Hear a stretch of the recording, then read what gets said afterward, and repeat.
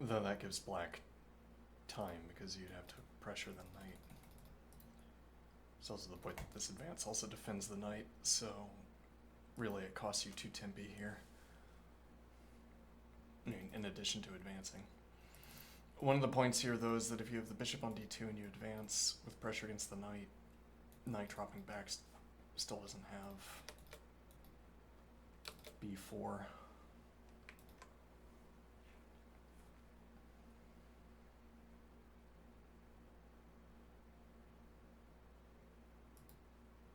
So you, well, we're going to bully the knight. We're going to make the knight feel bad. Well, it would depend in part on how bad this is. Do we want to chase the knight into this position? Bishop g5. Yeah, we weren't talking about the dark squared bishop, but we also weren't talking about the rook needing one of these 3 squares. Now the queen can leave the back rank, interfering with minor piece, or leave back rank in this fashion, interfering with rook perhaps, maybe interfering with light squared bishop.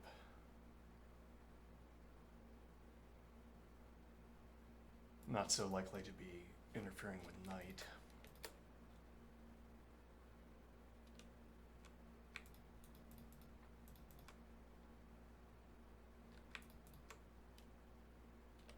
You'd have to make this advance anyway, because you'd have to win this square back from black.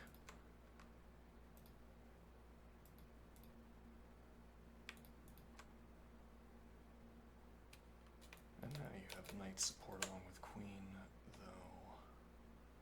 And you have the drop back option for the bishop. You also have rook on e4. Notably, none of this talks about the dark squared bishop. Whereas it does talk about the knight on f6.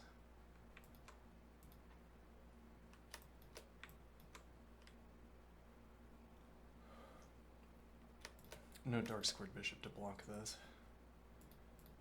Now it depends. What is this like?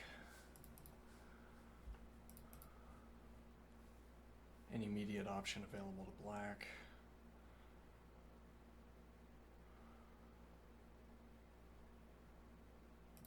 If you advance again.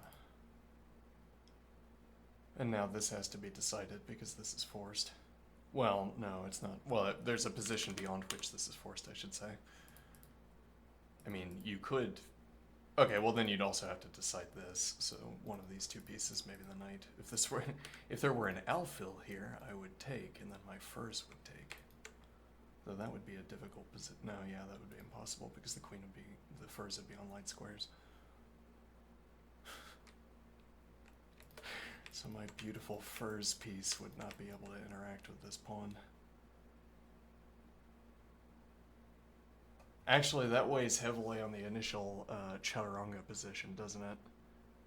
Whether your furs is on the same color as your alfil or not. Or rather, which of the 2 alfils is on the same color as your furs. Because if you could give up a furs for 2 pawns, you'd do it.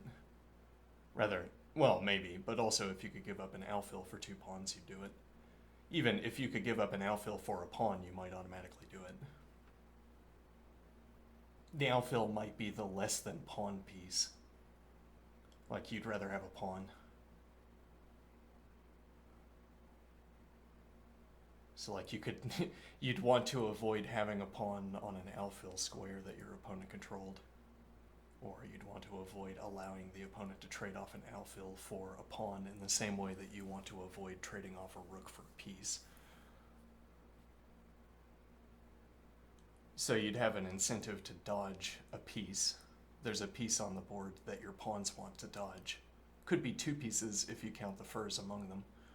Like if you can't risk, if theory decides that you can't trade a furs for 2 pawns and win, or that that's a good trade, like that's the piece value of the furs, as it were.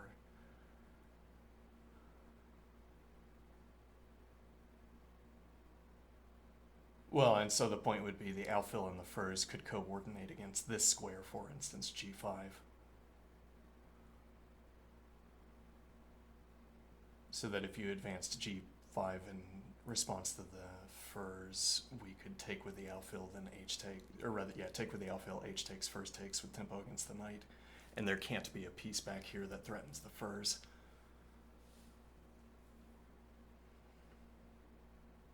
Because there's no long range piece in Chaturanga.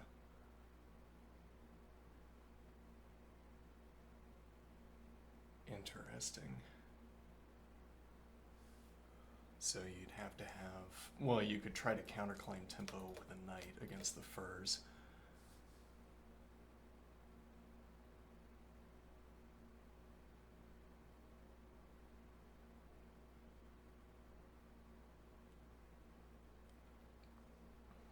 And now the furs can't advance, but the furs also can't take a step back here.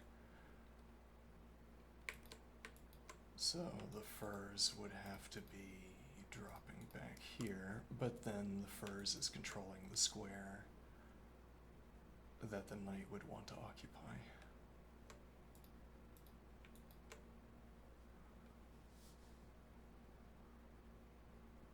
Now what exactly am I thinking here? I think those last arrows were a mistake. What am I thinking here?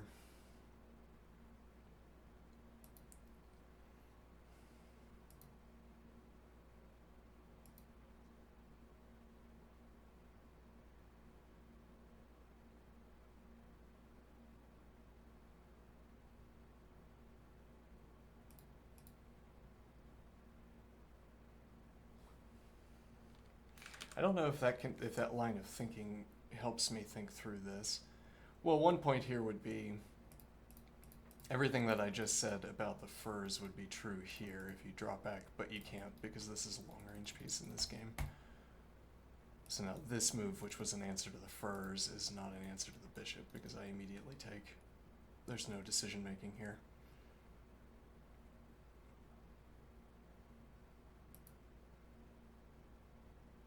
Whereas if this is a furs, then I drop back, but now my furs controls this square.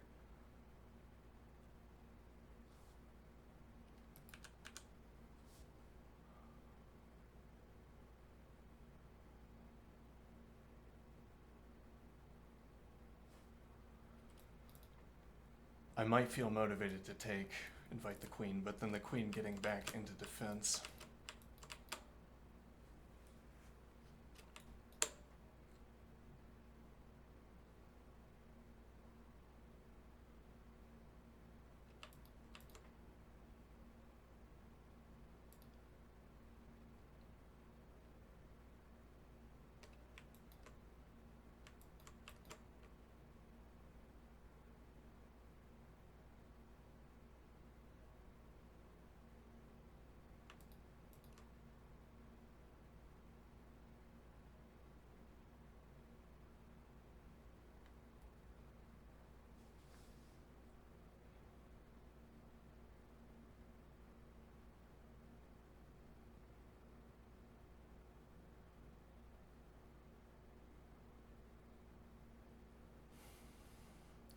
The thing is, when I come up with a new way of speaking, like this is supposed to have a formal meaning, or I'm imagining that this has a formal meaning. What do I mean by this? I want to say that you could hand me this diagram in the future and I could apply a formal system that tells me what it means to me. This is an observation of some kind about how pieces can move. Looking at this, if you handed this to me, I could use it to redirect my attention to the white queen, which could go to g4. Okay, and this is an examination of what happens if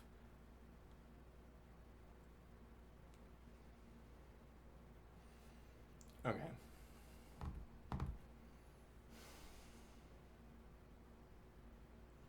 Now the point though is that if I come up with a new way of speaking on the spot, well, when I drew this diagram, I meant a specific thing, a specific sequence in time, as it were. I was meaning my observation as I constructed it. I was looking at the pieces, how they related to each other, and it struck me to place these colored squares and arrows, and I meant something specific. That was more obvious, I think, when I had this on the board.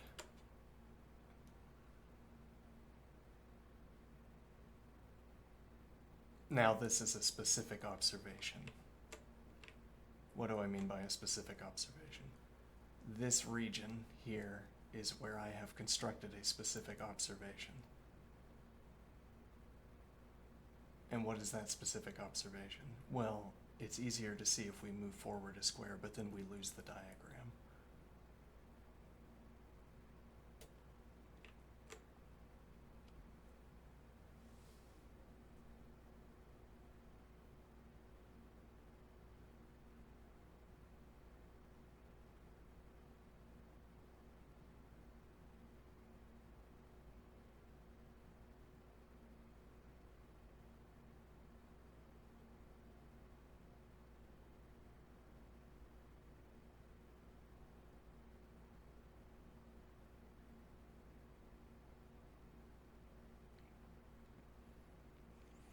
Alright, but this is where I'm trailing off and not continuing with my observations, right? So, if we move forward a tempo, well, then we have to give, yes, we have to give black a free tempo, for one thing. Suppose. Alright, now takes, delivers check. No, indeed not. So instead it would have to be queen here. But now there are no pieces that white can use to coordinate this attack. The rooks aren't prepared.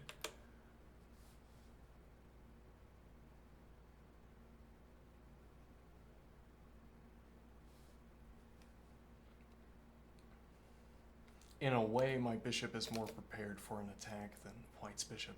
I could suggest a trade, for instance, by threatening to play bishop h3 with pen. Well, and by threatening the queen.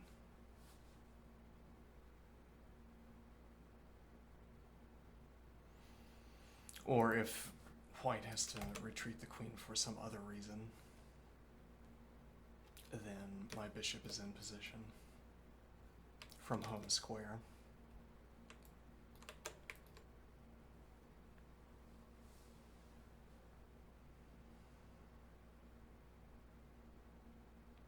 Oh, so I was making a technical point. I was trying to say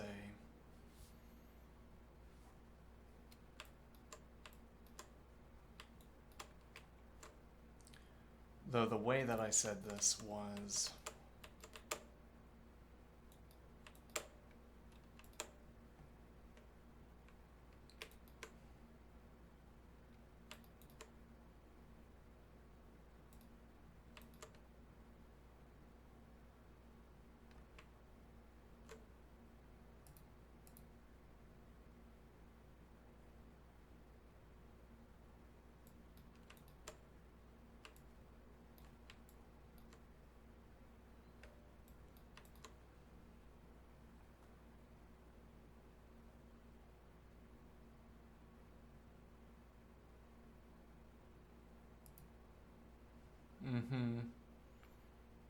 how reasonable is that? Let's suppose we ignore this, because you can do that on any tempo, and I don't want to have to think about it every turn. Well, then you probably need to calculate it at least once, because it could be the best move. Uh-oh. Bishop e3. And now, if this happens,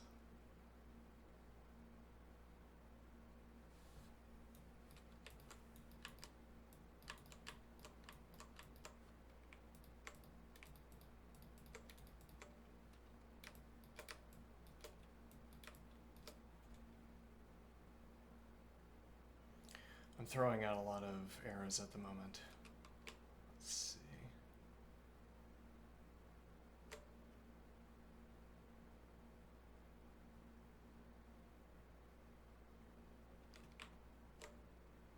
We should probably go back to, right, well, this is a reasonable enough well, you have to ask the question at least once, but now that's,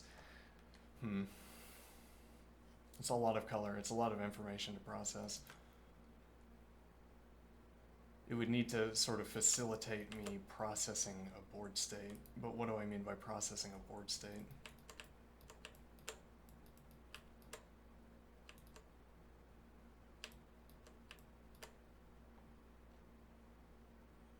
And this would be an observation about rook activation, which is that these two squares are empty. This bishop isn't competing for those two squares. This knight might be, but is not currently trying to jump to d2. And the queen would have the back rank.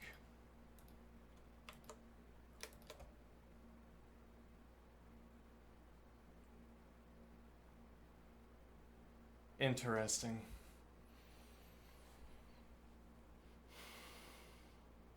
I think I just had an innovation in diagram drawing. What do I mean? Why did I color the bishop and the queen green?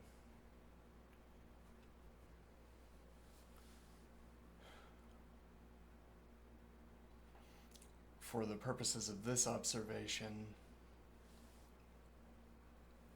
color is about competing for squares, maybe. What do I mean? So we have a green piece over here, and I have a green piece down here.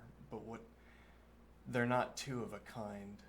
Colors are locally differentiating.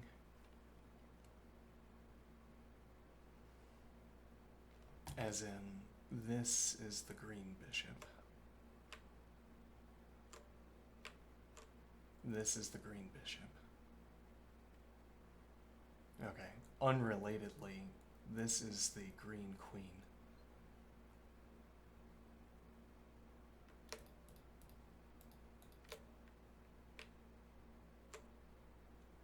And now, if I color out here, the differentiation should be clear.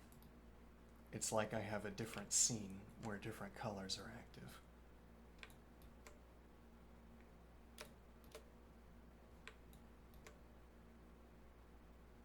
Okay, and the point of this is that I get to recycle my colors. And so every time I arrive, I come up with a new color scheme with the available colors. What do I mean by the available colors? Well, the first observation I wanted to make was that the second rank can host the rooks. Okay. Now, does that matter for the dark squared bishop? No. This approximately is what matters for the dark squared bishop. So we suppose. There's also this critical question of advancing, but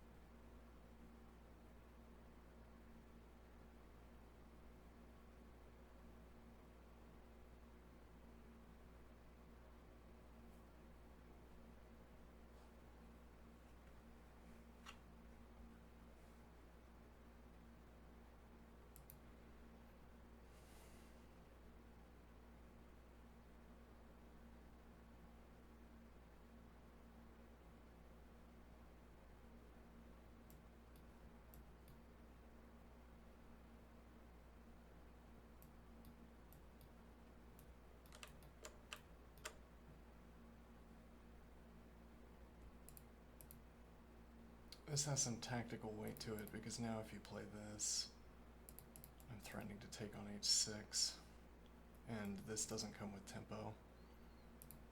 And now I take with check, which is a forced draw.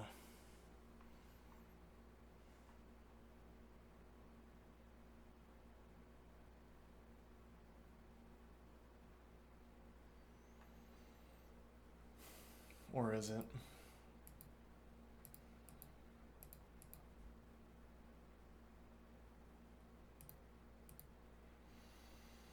Indeed.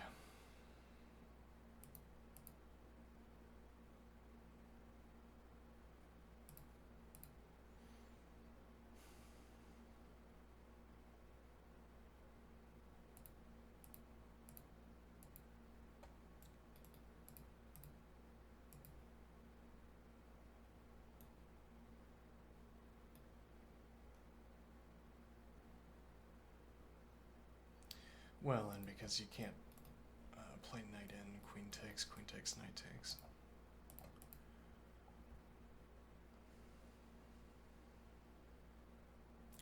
Also now, no, still not G advance. Well, maybe there's some wacky line where you could go for this G advance.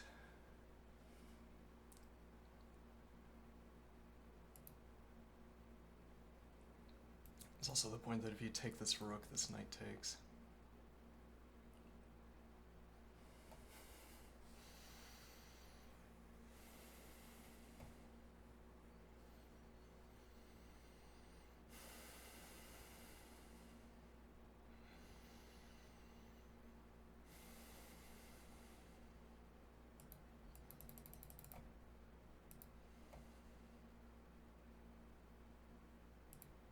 I want this because it opens up rook b1.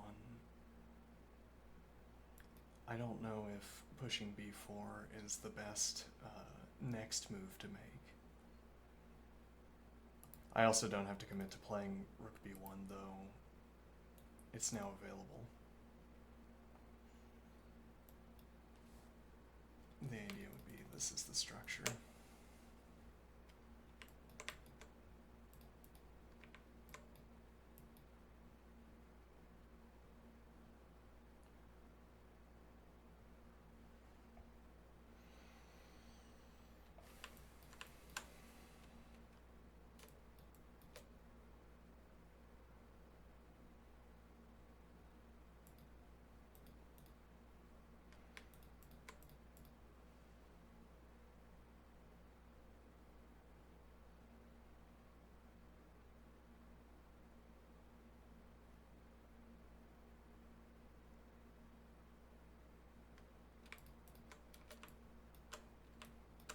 Mm-hmm.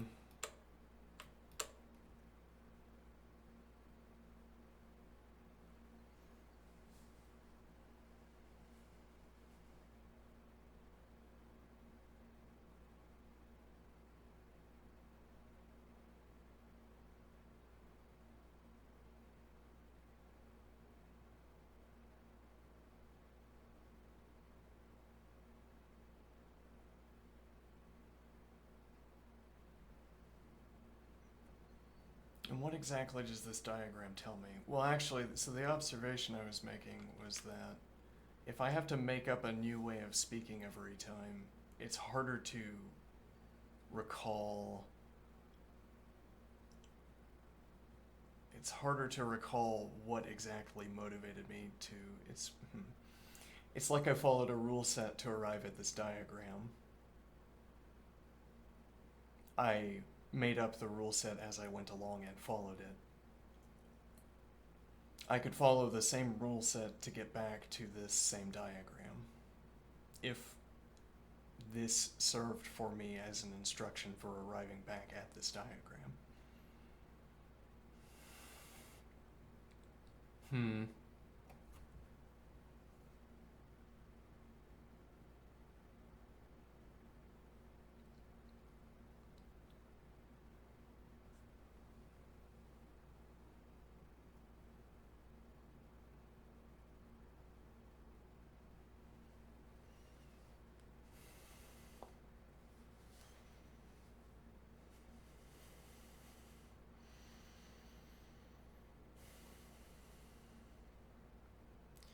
And what point is this making?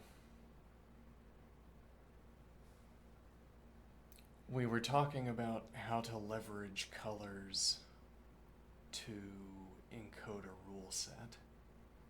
We were saying as if colors are locally scoped names, and what we had was a kind of cycle, a modulo cycle, well, a color cycle. Okay. Colors that are close to each other on the cycle. Let me think. Follow one after the other. Well, so if I need to represent the idea that we have rooks. Okay, I start with blue. Now, that's because I've assigned blue to heavy pieces in my original way of coloring things. But now I'm saying I could do this instead. Okay.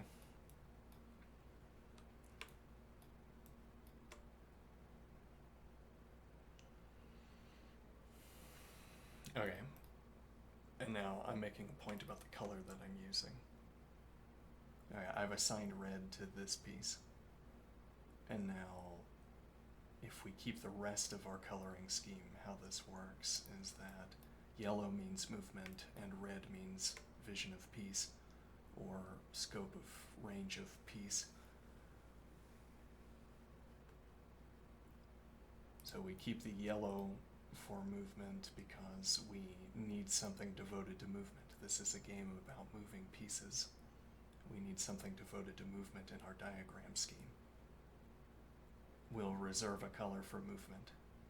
It's also the easiest command to input, coincidentally. Okay, now, so we start at a given point on the ring. Okay, and now if I want to make a follow-up observation,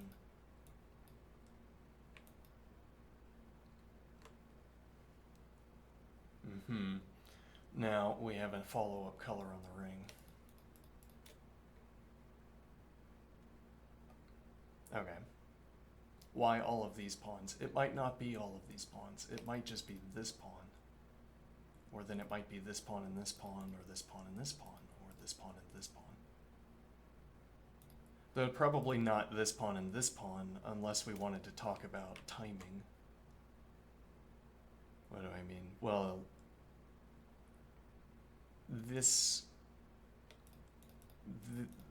green color over here, this contiguous green color, we would highlight like this if we wanted to make some observation where we were incorporating the rooks and these two pawns. And we would be incorporating these two pawns. Well, for instance, it would be this, supports, but actually that would be here. Supports, like that, for instance, would be how we use green over here.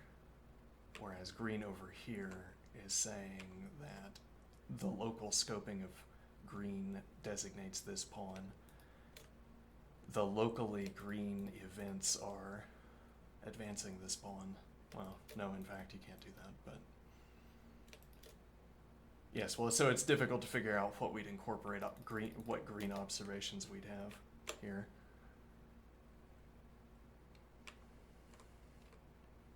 Now, what is my point?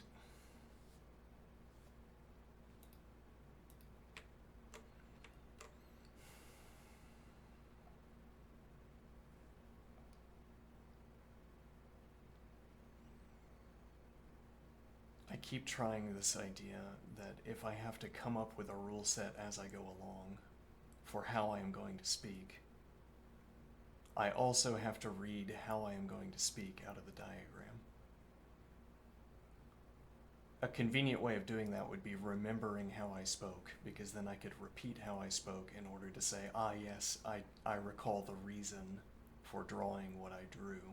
Allow me to recount it, as opposed to discerning the reasoning of the color scheme simply by, I don't know, intuiting it directly.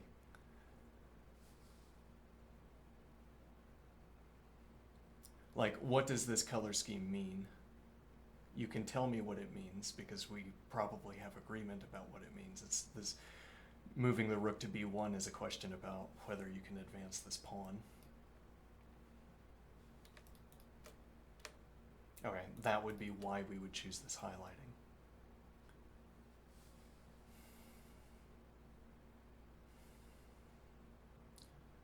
Okay, but that assumes we understand, that assumes a kind of background knowledge about the significance of these diagrams.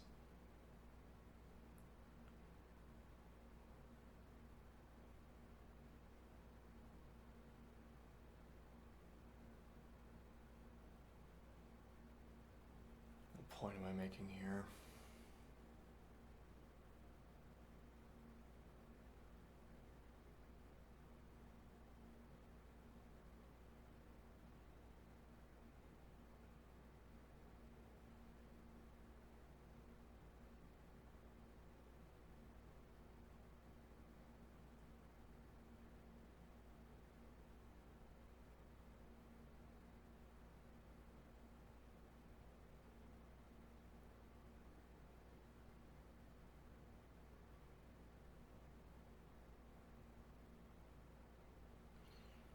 Distraction. Okay, let's see.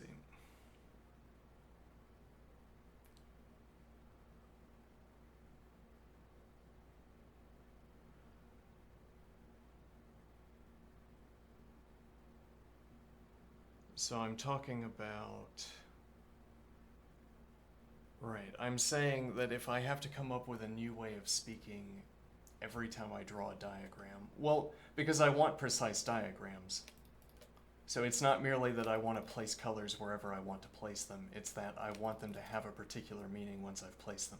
Like this sequence of actions that I'm performing is indicating the idea scene A, scene B. It's like I'm animating the yellow arrow in the scene. Okay, and then conveniently we have an overlap of White's pawns.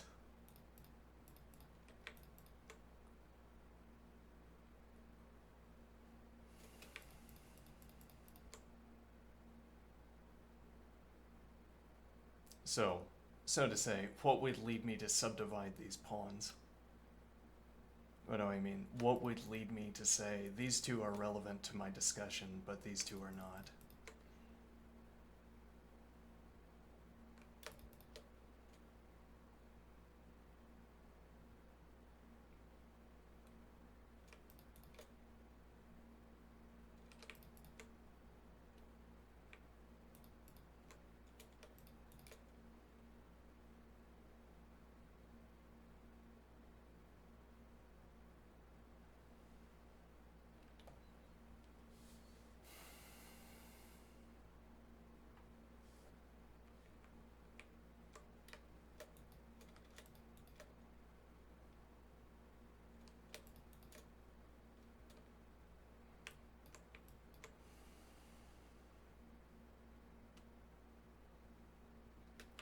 We haven't used blue yet.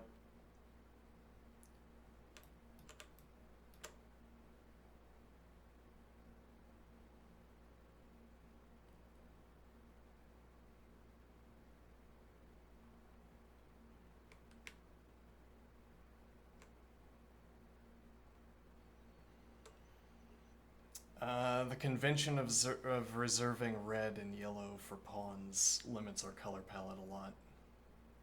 I mean, reserving colors for black pawns and white pawns uses up our color palette. It means that even if I want to make an observation that involves only pieces, I only have two colors because I'm already committed yellow and red squares only to representing pawns. So this idea of cycling through a ring of colors for these diagrams is about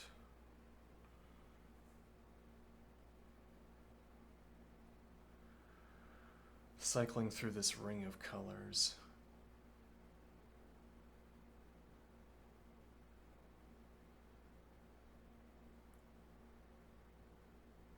Well, so it's like we're thinking about this programmatically.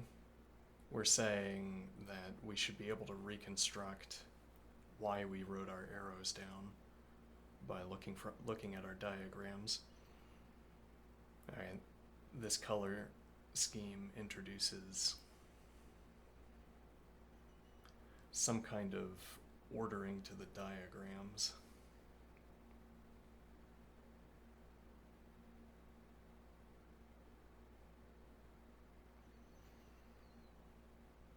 It tells me, maybe it tells me, for instance, that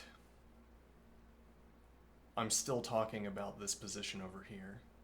So I say this blue color is directly relevant to the most recent green. And now conveniently in these two cases, the night is relevant to this green, and the night is relevant to this green as well.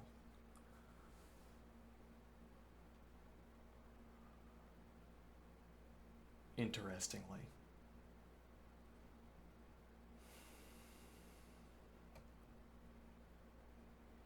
The point here being that if we had arrived at green on this pawn according to our color ring, we would have had a red over here, and we would also have had a yellow over here. We'd have been saying, well, that's difficult to contrive. Difficult to say how this green square is supposed to be related to this red bishop, which is supposed to, well, it's easy to see how this relation obtains. That wouldn't be the color scheming. Yeah, we'd have to unlearn that.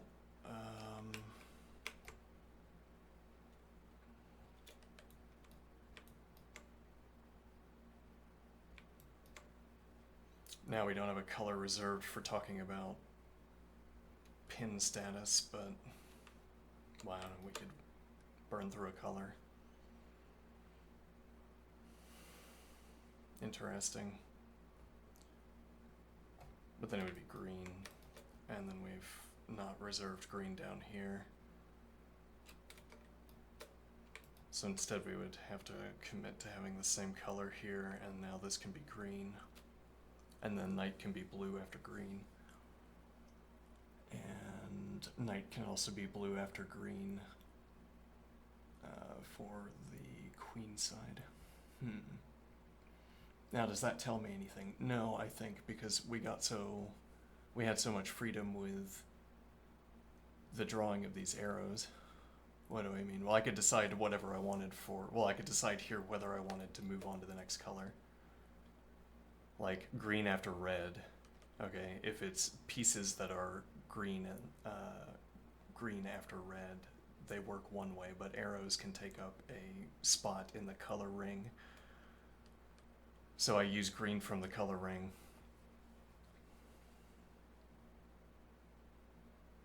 Okay, and then I move on to blue.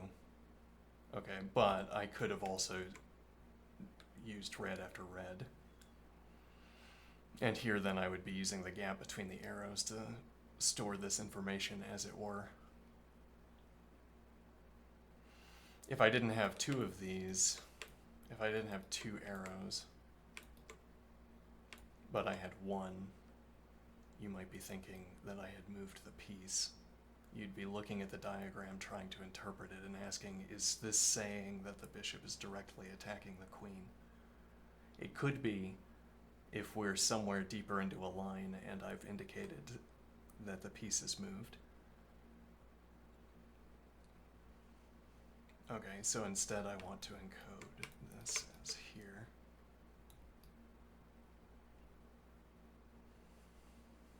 Okay, and then I can easily do this if you move.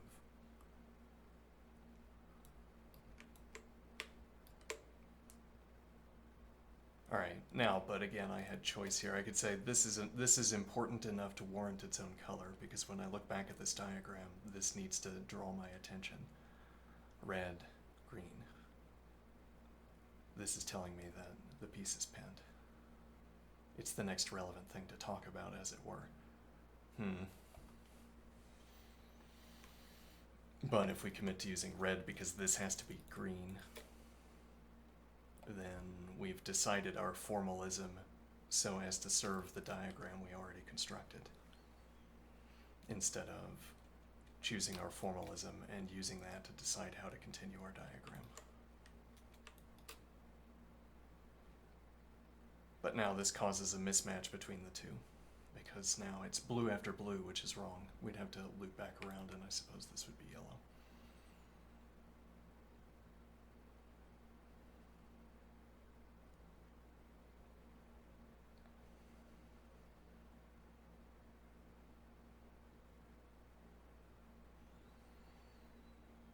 Okay, so then the critical point here, the point we were trying to make is that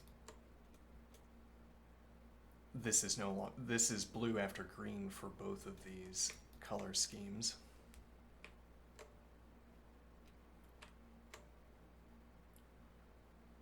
There's another possibility, which is that we use green arrow here and we still use green, and we say that each coloration assigns to a piece and, well, a square and an arrow.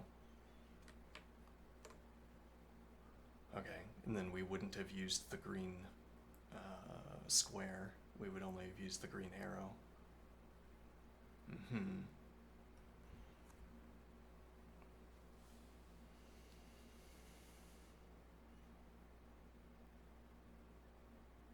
Interesting.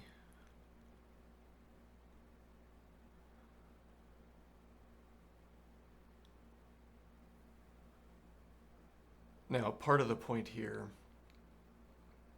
is that this way of assigning colors to squares and arrows allows for more detail without noise. I think you'd have to get used to reading it. Someone who stumbles into the channel wouldn't be able to follow it. It would look like noise. It would look like a jumble of colors, unless it was obvious that you were, as it were, using language.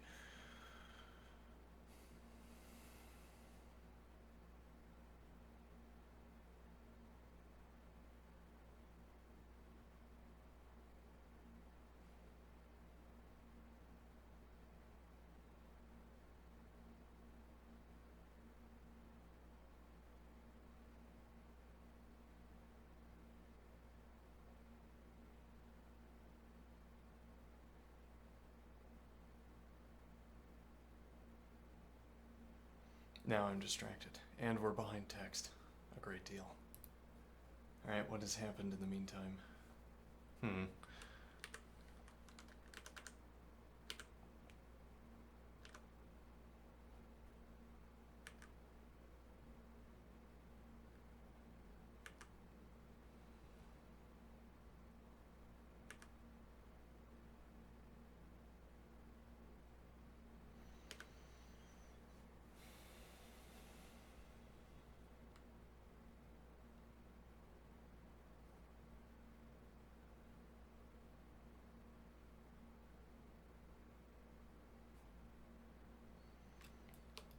This has broken the pen on the night.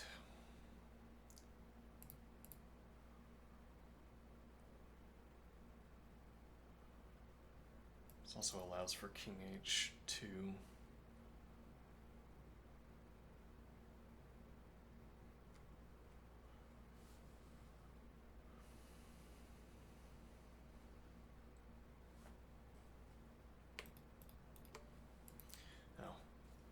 Let's see, knight d7.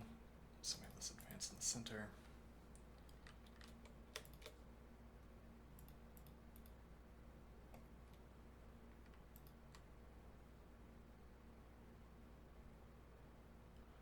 What is the color sequence? Red, yeah, RGBY.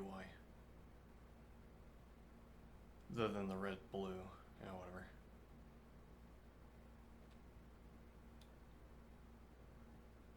Okay, so what is the foundation of the observation here? What do I mean? Well, white has to make a decision. What is the most critical point to consider?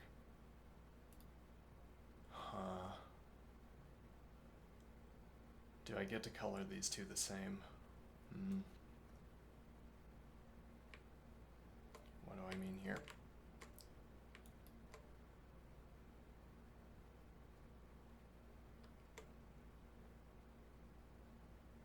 We reserve one color for pawns, and we say that the piece color itself tells us. Then we don't have to commit two colors.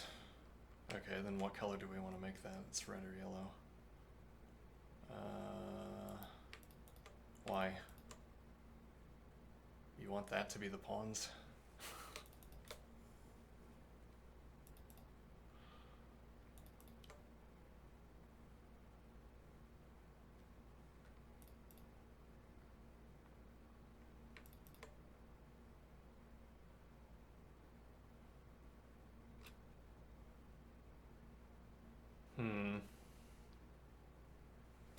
What a decision.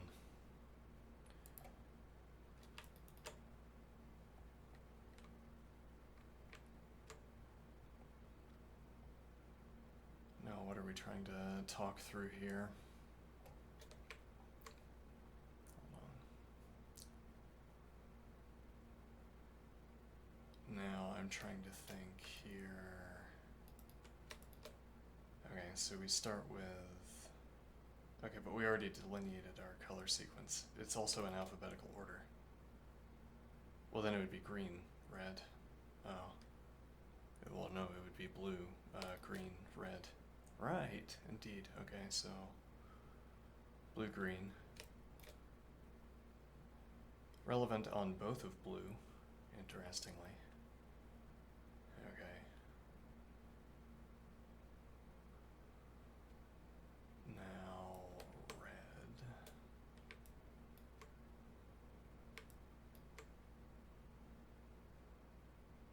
Okay, and then now yellow.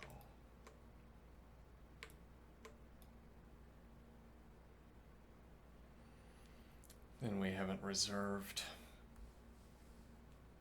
Yeah, we haven't reserved yellow for movement. Yeah. Though we weren't using yellow square.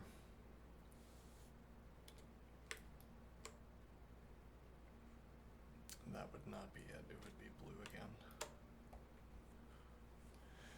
Now there's an interesting point here that the knight targets my rook, defends my rook. And why is that an interesting point?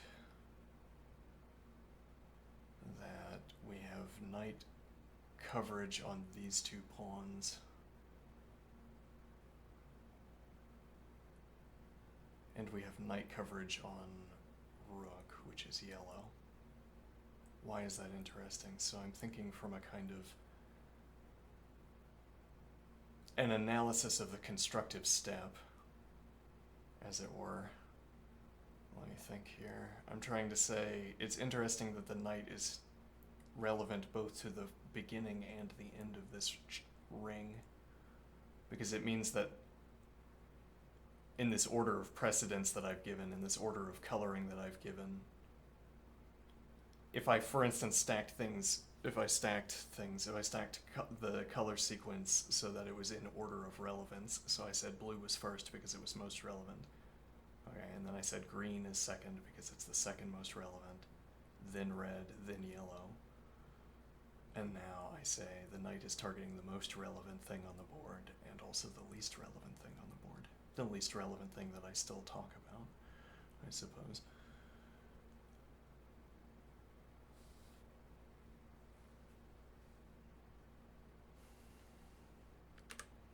We have queen d3. This is leaving open these two rook moves with... Alright, let me do this. Okay. Because now we're going to truncate rings. Okay. I allocate green for blue's consideration. Actually, I allocate the remainder of this ring for blue's consideration. Alright. Now, red, followed by yellow.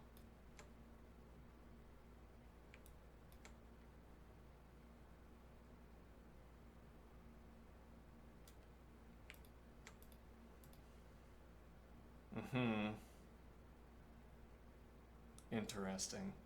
And I'm going to pass my yellow. Alright, and now the reason I want to pass my yellow here is because this is this red pawn here and this red queen here both have continuations. Okay.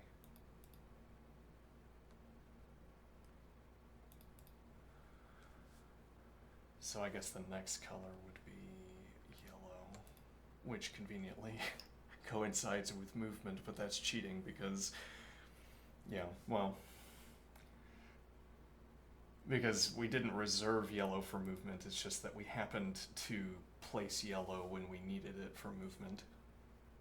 So I might want to talk about advancing the pawn here, independently, notably, of talking about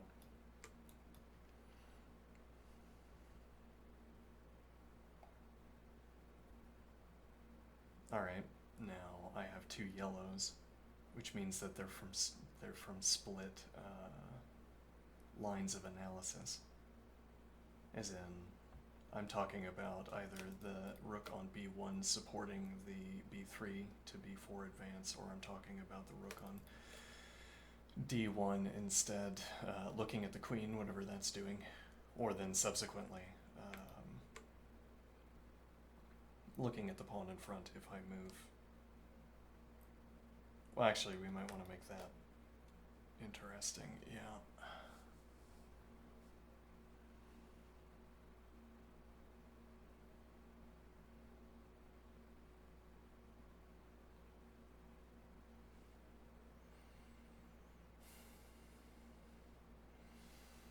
So I assume I would become accustomed to ignoring multiple of the same color. Okay, because I would want one at a time to consider yellow given rook on b1 and then yellow given rook on d1. Or rather, well, okay, the red line when the rook is on b1 as opposed to the red line when the rook is on d1.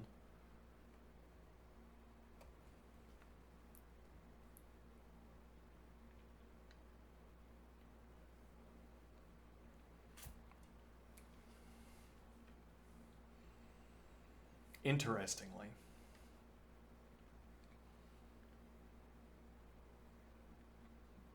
what are we gaining by this?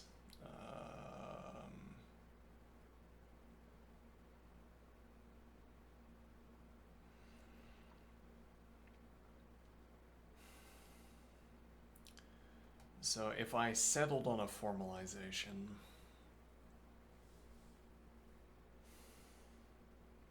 there's a notable point. You wouldn't have to use my formalization. This extension that we're imagining, that gives me more colors. A larger color ring. You wouldn't have to allocate colors in the same way I'm doing it, but how I am doing allocating colors here. Well, I'm deciding on a rule set for allocating colors, which means I have a decision procedure. Which means, well, I mean, I have a practice that I can learn and reflect on. I mean, that I would get used to drawing diagrams like this, and then I would reflect on them.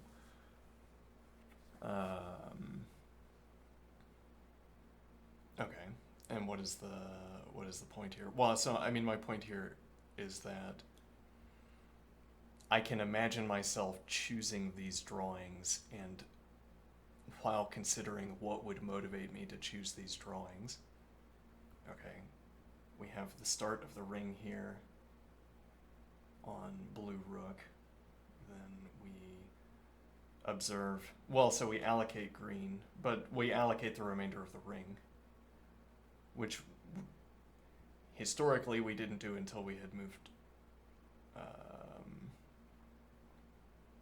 until we had decided, well, hold on, let me think here. Well, so initially we said we're going to allocate green to blue, and then I said we're going to allocate the remainder of the ring to blue. And a way of interpreting that is to say that we started with blue here, and the observation I want to make about blue is worth spending an entire ring of color. Okay, now notably, if I don't clear, what remains to do is arrive over here with another ring.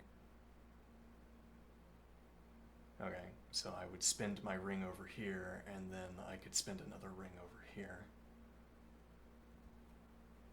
Okay, without clearing. And it would be those two halves of the board that I could compare with each other with regards to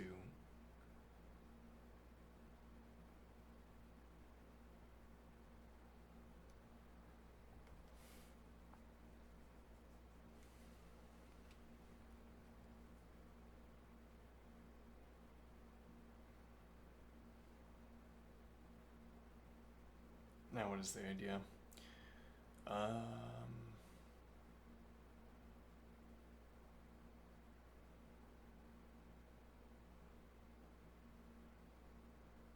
strikes me here. There also is this alternative. Interesting, yes. And how would our color system handle that? I'm trying to capture this idea. Okay, so we have our blue rook here. We're saying we're allocating the ring. And what we mean by that is that blue stands in some relation to the upcoming color. It's always the same observation in that respect. Blue stands in some relation to the upcoming color, green stands in some relation to the upcoming color. The same is true for each color in the ring. Okay, but the idea is that when I reflect on my practice of depositing color, I know precisely the rules I followed. I can, if nothing else, I can recall my own activity of constructing the color sequence. I can recall what it was like for me to think through this drawing. That becomes even more true the more ever more true. That becomes ever the more true the more strictly I adhere to form. I mean that the more strictly I adhere to form, the more closely I can understand my reasoning.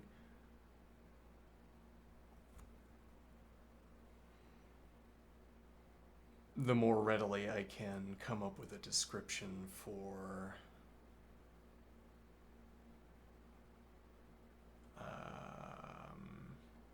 the more readily I can come up with an explanation for why the diagram is drawn the way it is.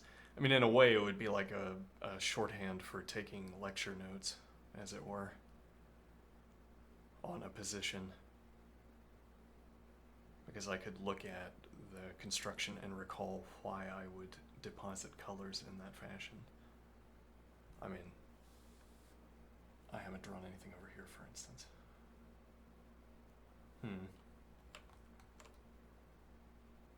Interesting. We have more text. A6. Rook AD1. Alright, to me this indicates that, well, this,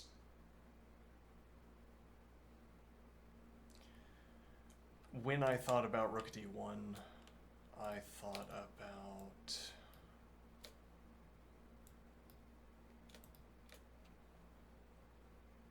okay, we'll allow that syntax.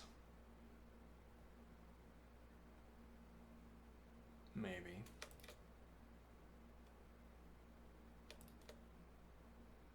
Syntactic sugar. Well, the question is going to be whether it, well, so here we're reserving yellow for movement. I guess we'll go back to doing that, okay? And now the idea would be, well, if I target like this, it's ambiguous. I might have independent color rings for the two sides of the board, and now it's not clear whether this is green on black or whether this is green on white. Whereas if I didn't adopt this convention, there wouldn't be any range deposition of color. So if a black piece is colored green, it would always be because it was black green instead of white green. Okay.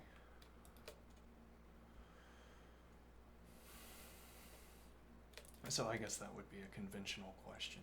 You'd have to decide whether you want this for visual aid or this to maintain distinctness of the two color rings. Okay, now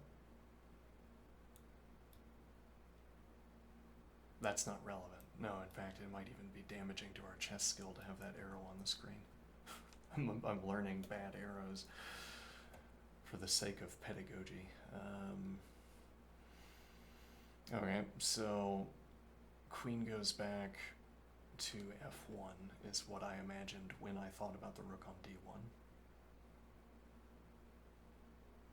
Which is only a kind of guide to our investigation here. Well, what might we look at? Well, that could be one of the things we look at, because I thought about it earlier.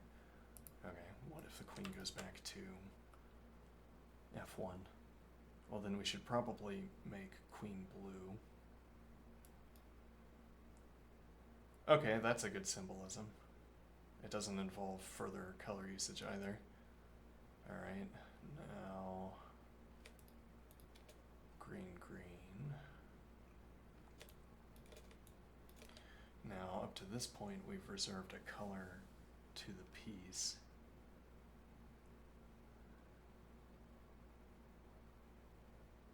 But now we're saying, it's like saying this diagram is going to be about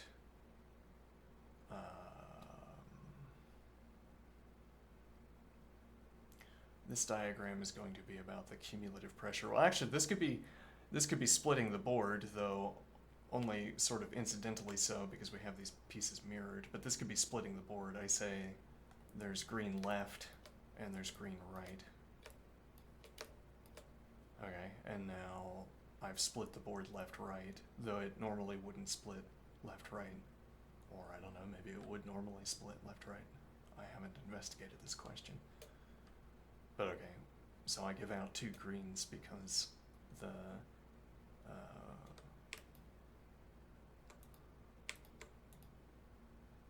this color is going off in this direction.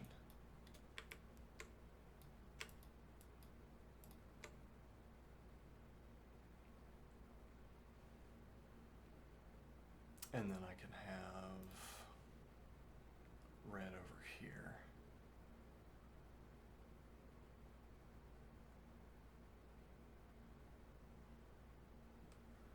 Interesting.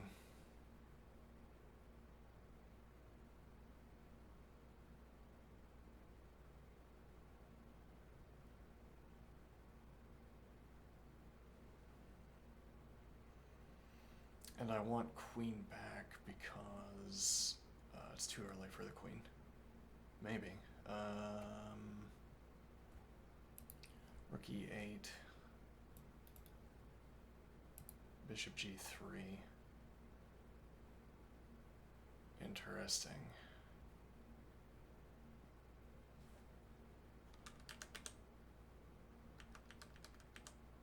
So black has removed all material and deactivated this bishop by taking pieces off the diagonal. Okay. And immediately, no, not immediately. Queen d3 first.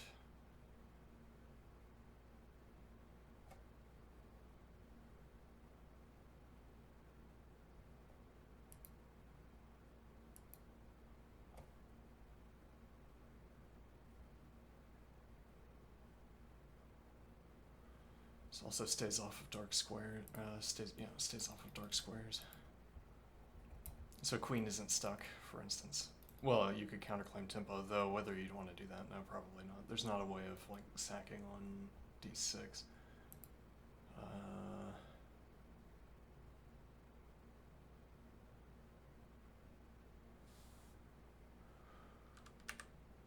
I wanted rook and queen dropping back, though why did I want that? If takes, I want to take with the rook.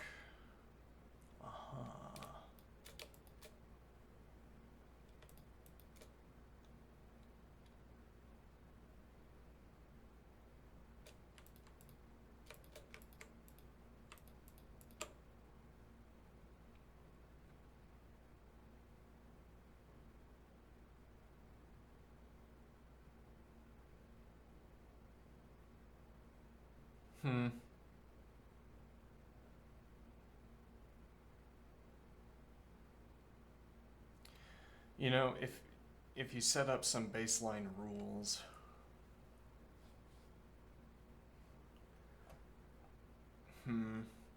yeah, if you wouldn't be able to do this is a point. Well, you'd have to switch modes.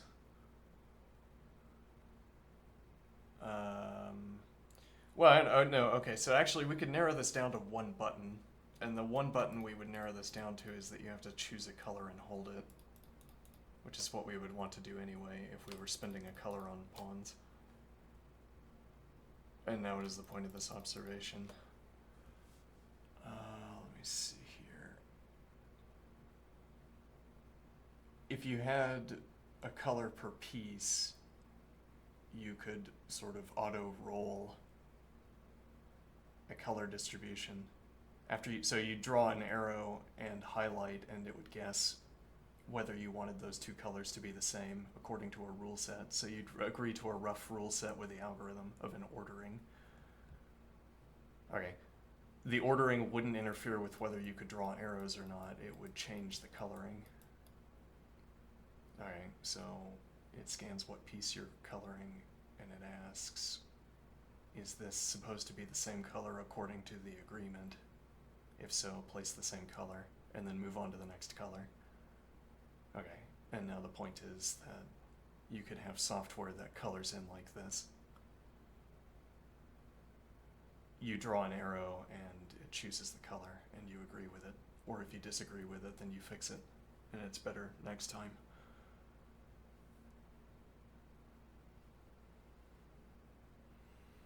And the idea would be you could roll ideas. It would choose a color distribution and say, this is what's relevant. And then you'd look at the color distribution and say, no, that's the wrong color distribution. Bishop g3, b5. Interesting.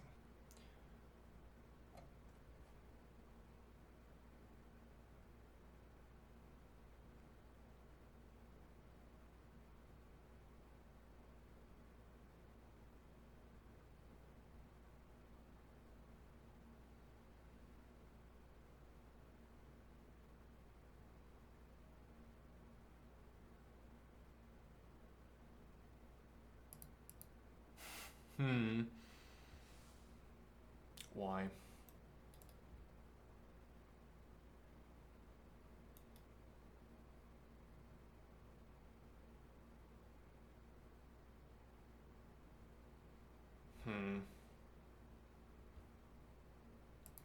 Interesting. Doubtful. Yeah,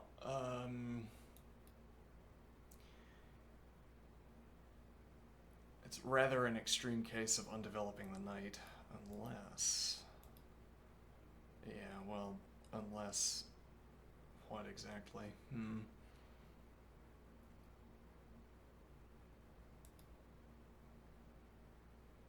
Interesting. Knight g1 through to... Knight g1 through to e2. Advance, counter advance, b3, c3 with knight support.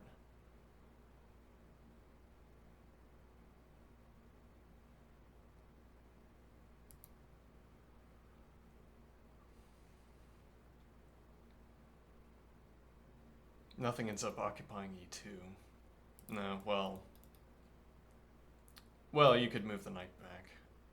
Interesting. So the idea, part of the idea here is that you could go for an h advance, knight g1, that's currently on e2 in this line. If somehow a heavy piece gets on h1 checking the king, you could interpose the knight. This is not using my color scheming. No, indeed. Shorthand.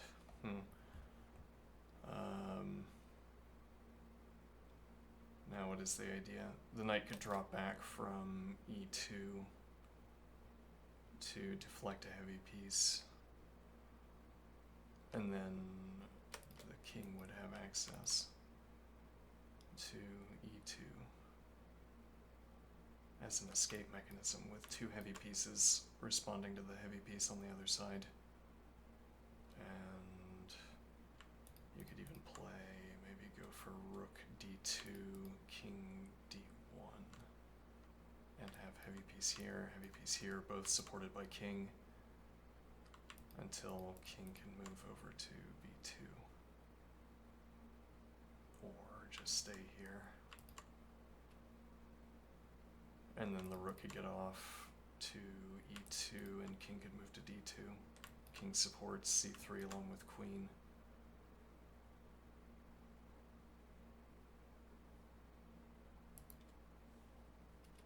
interesting. Knight d2.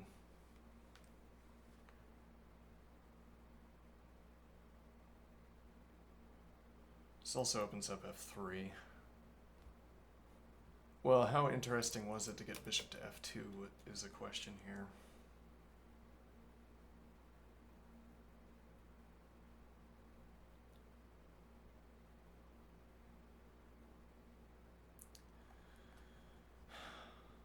Fanciful idea, getting the king to the second rank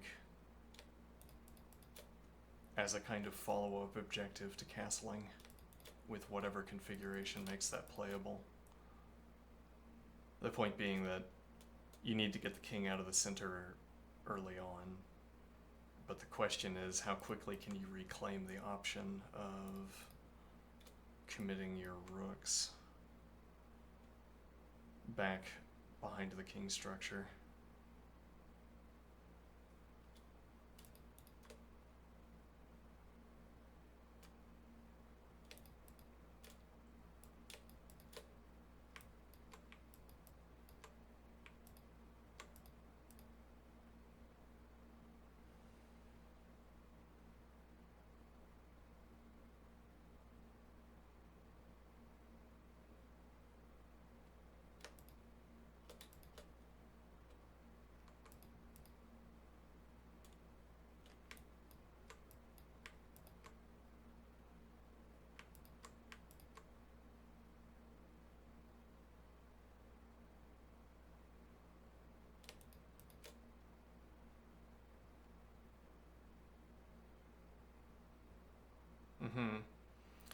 Not currently relevant to what's on the board, but the point of this diagram is the idea of gaining the option to move your rooks back into the king structure as a kind of follow-up to castling.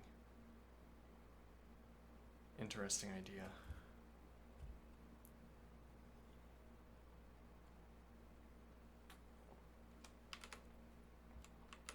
And that would be to say, well, it's a dictum that you should castle early. Okay. It could become a dictum that in addition to castling early, you should do these other things as well. Like getting your king off of the back rank.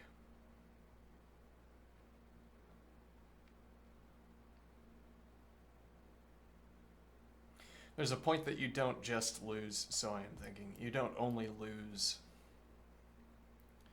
g1 and h1 as a consequence of the king being on g1, you also lose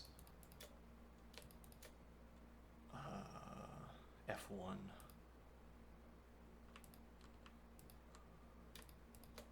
You'd have to be committing to an f4 advance with rook support.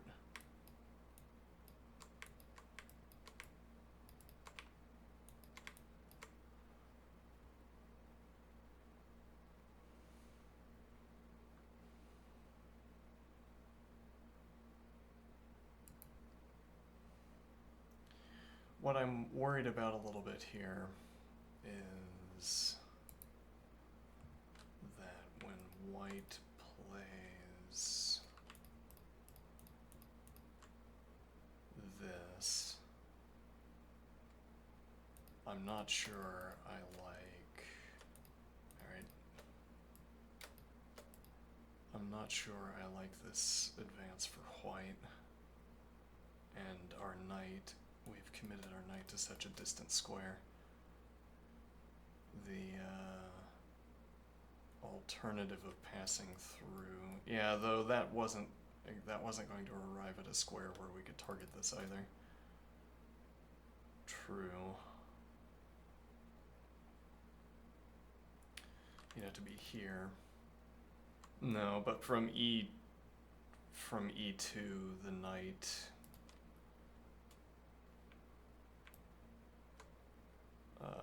supporting this advance.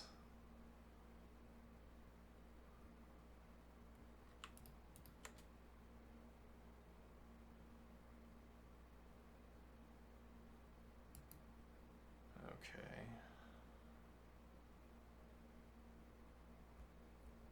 playing f3, which is a different observation, but we have time for different observations, I think.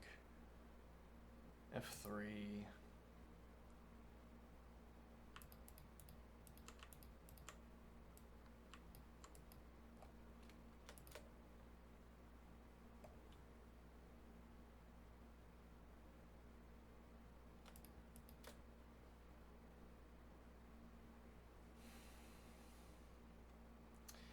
Yeah, that's counterintuitive. It would have to be, so I am thinking to get your bishop around to e3, strangely, because you're backing a piece away from the support of the you're backing your bishop away from the support of the f advance, and you're also blocking so that red does not support the follow-up advance either while you're here.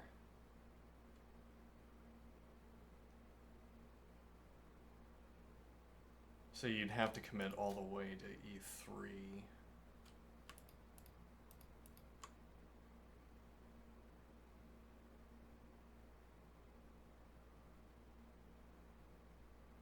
Now, alternatively,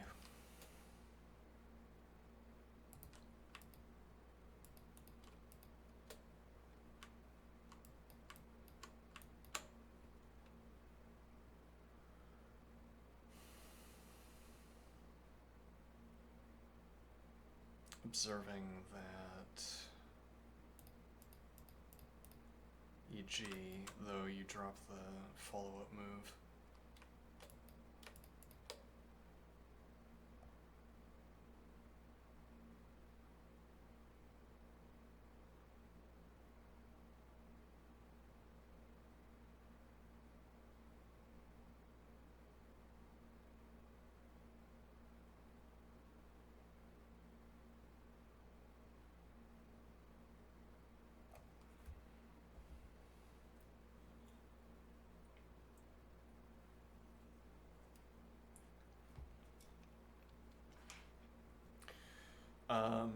so this is an avenue for the rook on e at any rate. Also an avenue for the queen.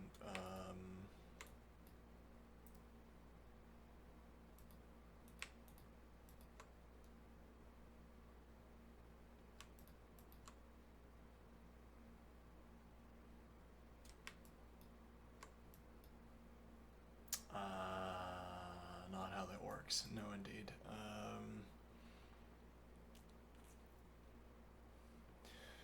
Well, yeah, we've overcommitted our colors, because here if we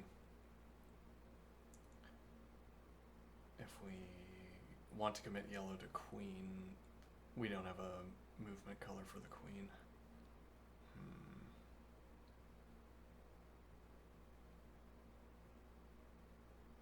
We could observe that we didn't use red arrows.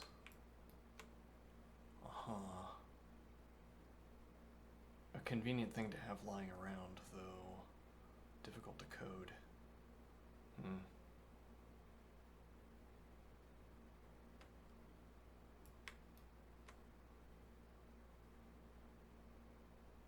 And then we loop directly back to green.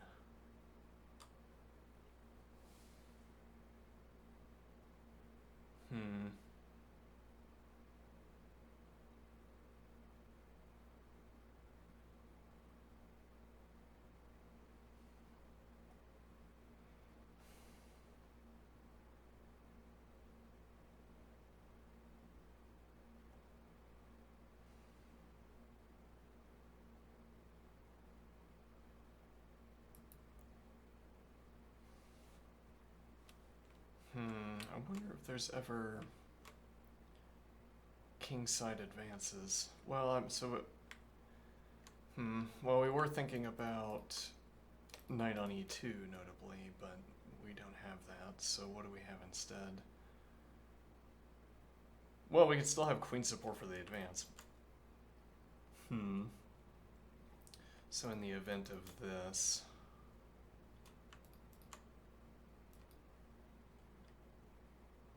Alright, and now, sort of worst case scenario.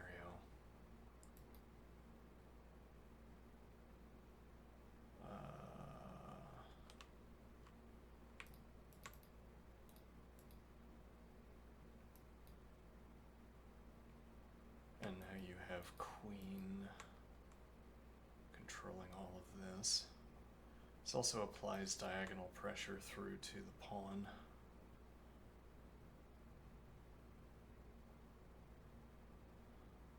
Okay, so there is a... Well, so maybe this would have to diverge earlier, though this also isn't so deep into this line.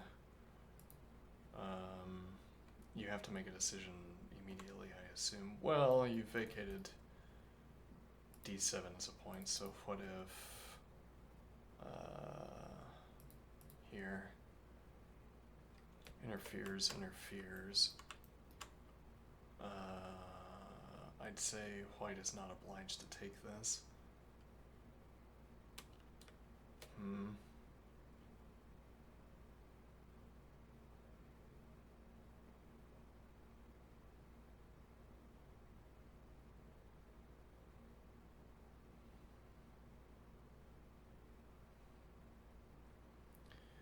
We have the fallback case of advance into advance, interestingly, with tempo against the queen, unrequited because we have knight, rook, queen.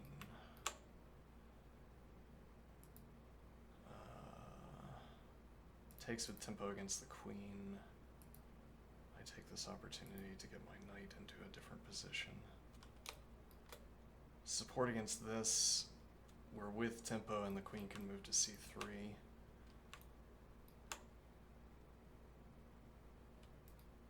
Therewith to deny the advance. Therefrom to deny the advance. Difficult to reinforce, so you'd have to use heavy piece and commit both heavy pieces to the a file. You don't have dark squared bishop. But the critical point would be that we'd have to deny the advance before you could make a5. It's hard for black to play a5, I think. Would be a takeaway here, incidentally. And now... Wait, hold on, there's something wrong about this. Right, you'd have to respond to that. Okay, and then... Oh, so actually we're not even committing to... I just completely ignored that the queen was under attack. Yeah, well, it doesn't matter, mostly. I mean, okay, over here, but what I want to talk about is the behavior of the knight. So, if anything, this is a tedious question to ask, because what I want to get at is what happens if knight takes. So I don't really care about what's going on with the queen, but yes, it's not good, not good analysis to have queen blunder sitting on the board. And well, for that matter, you don't have so many moves of the queen. Black has to make a critical and board defining position decision here, seemingly.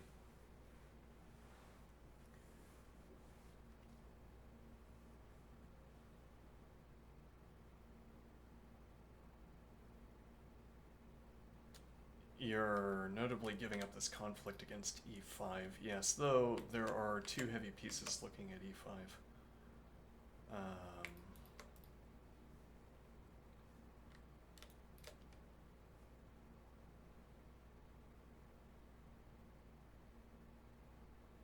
Not potentially a knight, though. Well, actually...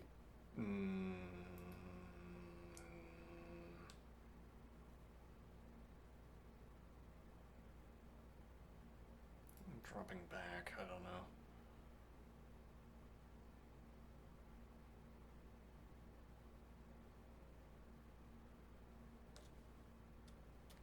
Let me think here.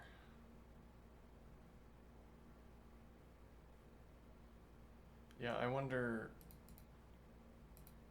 Well, so counter advance here, and now that would be a separate question. If we could disqualify the counter advance, that would be a convenient point for analysis here, because now we don't have to consider any of these lines. Like if this analysis was good, that black can't allow this to happen.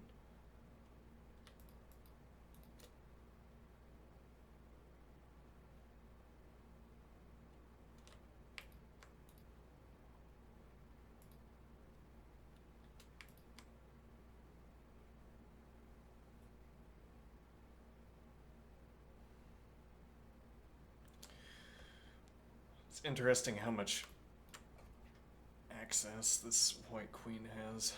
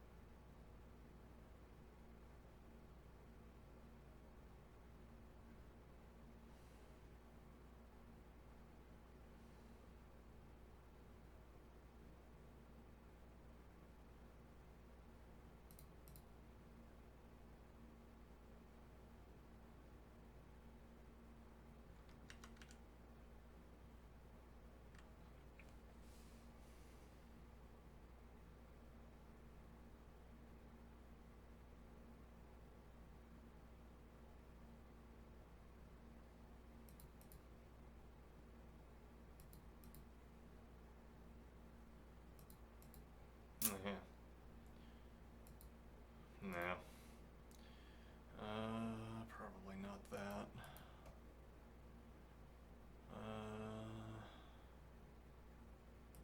Let's see immediately in maintaining this structure at the end seems reasonable. Whether this is the best play to be making,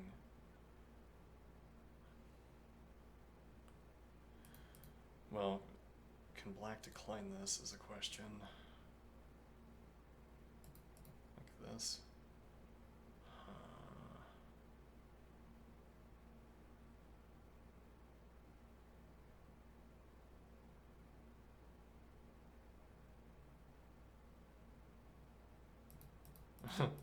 This comes to mind. Oh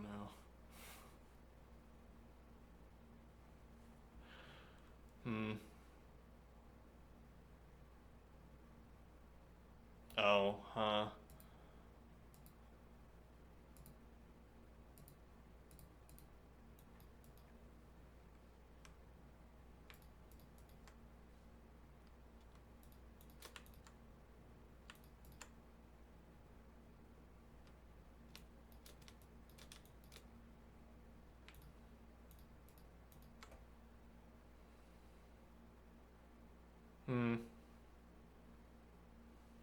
Bold.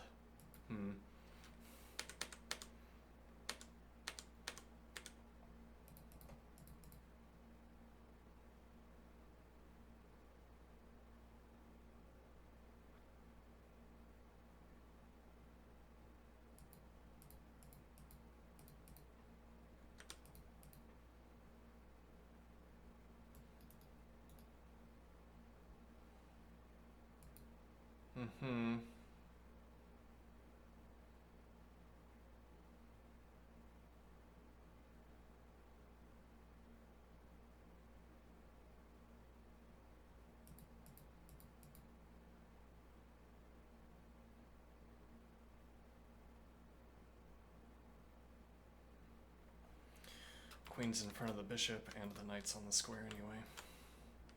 It's a lot of timping to punish this with a minor piece. Unless... yeah, Though this is the only recapture, and now if you claim this tempo...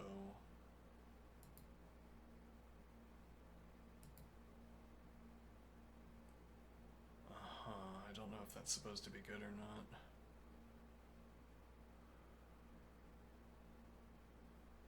F advance seems playable. A full F4 advance.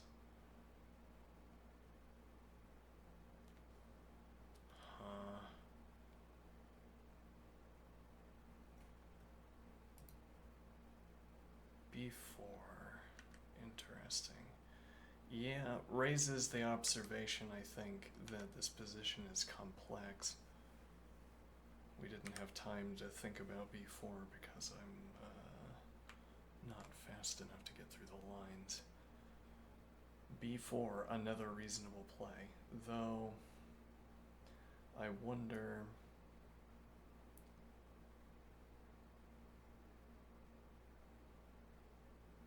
Interesting. This also offers another choice for the knight. But actually, so I mean, in our lines, I wasn't so happy with letting this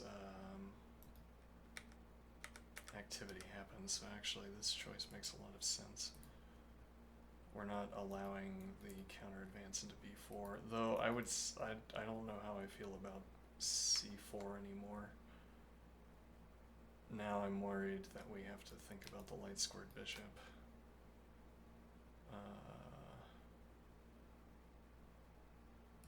And now, I mean, if black embarked on this operation, for instance, I would not be concerned about this, because takes pawn captures is, if anything at all, an improvement to my pawn structure, though it might not be anything. Well, no, yeah. I mean, we can't otherwise get pawn support for this advance. It has to be this. So I assume black doesn't want to take here and allow this structure. Am I willing to offer the trade for that?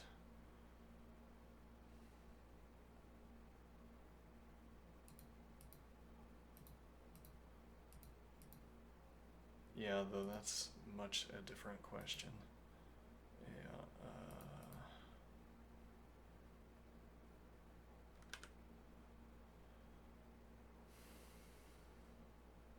Like, you'd want an advance to work here, you'd want black to feel obliged to take so that you could gain access to this square. Though actually you could also have knight a5, though bishop, whichever way this bishop dropped back.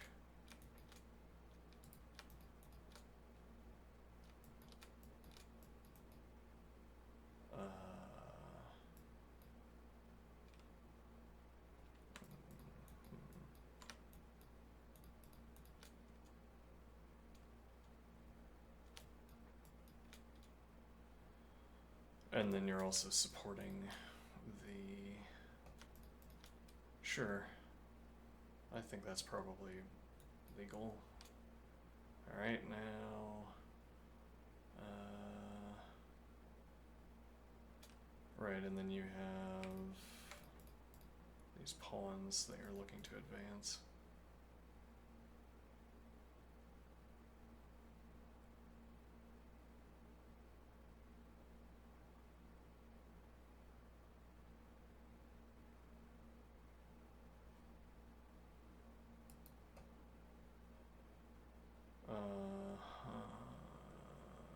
Yes, comparable point though here. Yeah, actually, I'm not so pleased with f3 then. Well, I don't know actually. Yeah, take it, and then king f2.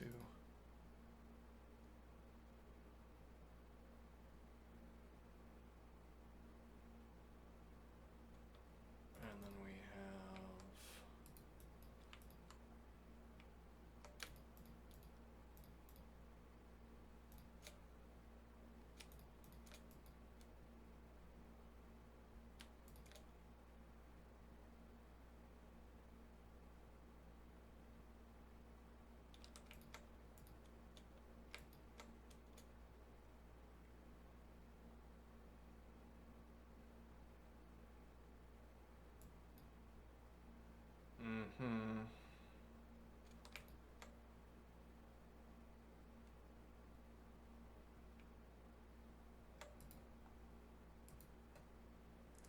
Take a break here. I'll be right back.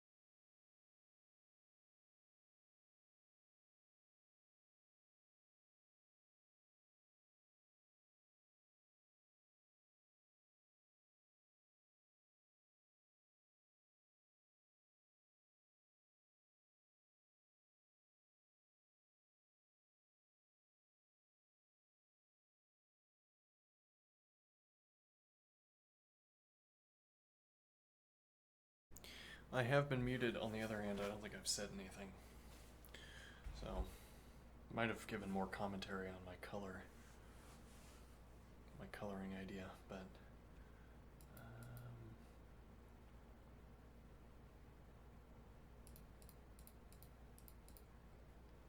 I guess this really would be the question, wouldn't it?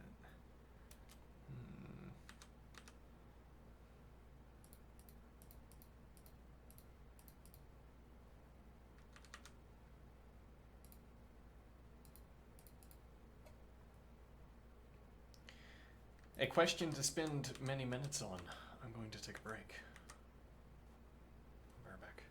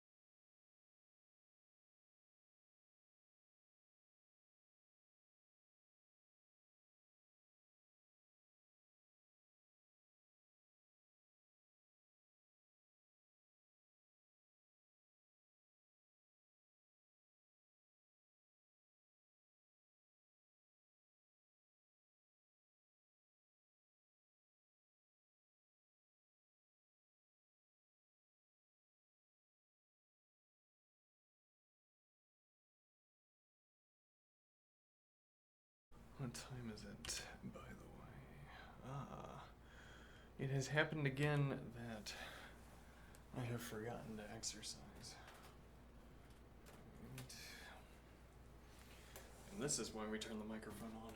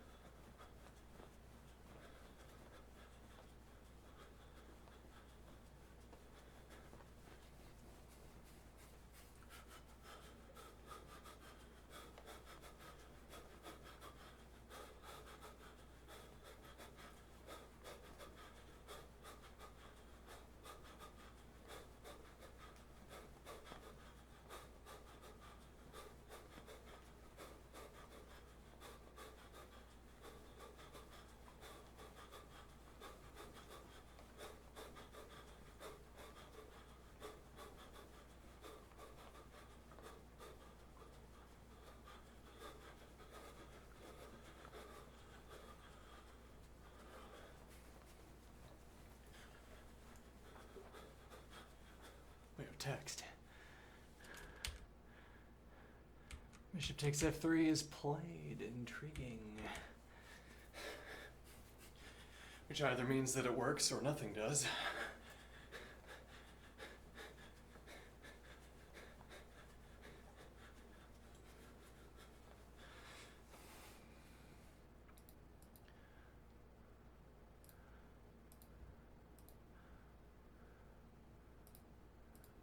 Suppose. Yeah. Where do you go?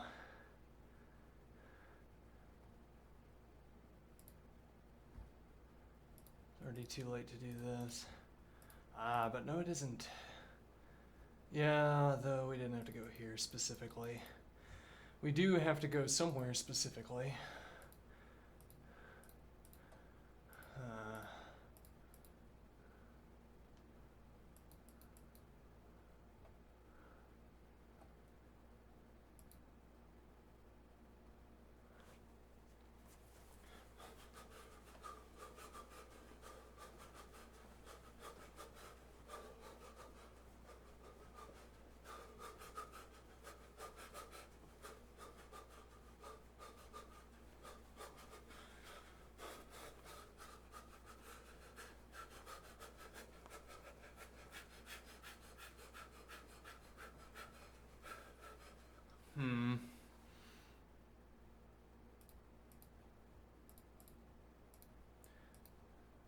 Doubt.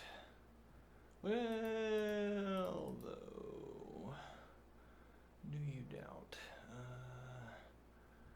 Yeah, I think I do, actually.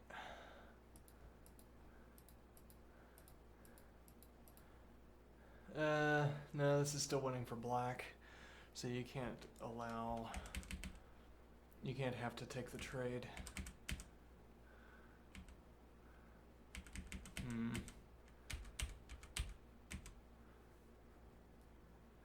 Yeah, you can't have to take the trade.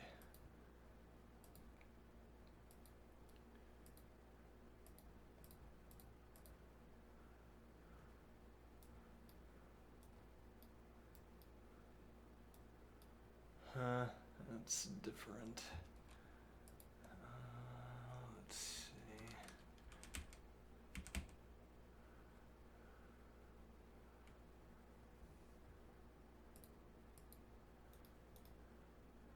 I feel like there's somewhere correct for the king to go, and I'm not finding it. Though now the timing is different, isn't it? Well, you can spend a tempo taking. Here.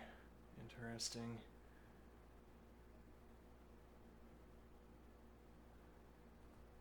Yeah, so you'd have to play here immediately.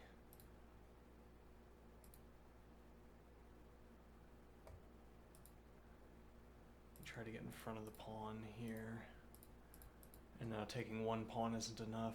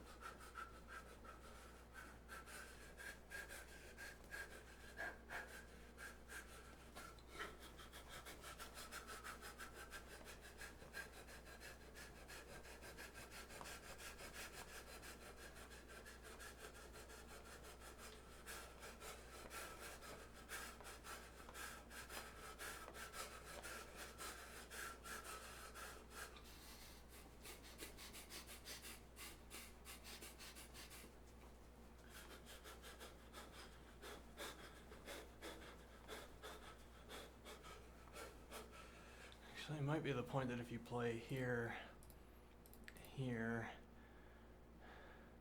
and the point is here, here, you'd have to go back, and then I can play this. And now I can just cut the knight out entirely. Interesting.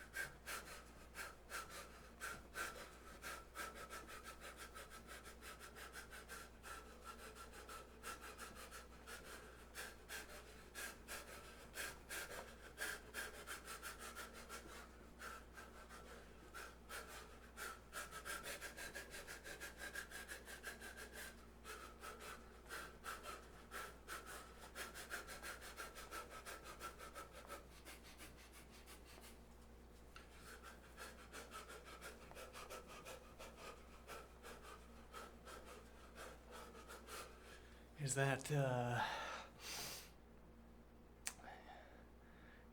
game? It looks like it could be.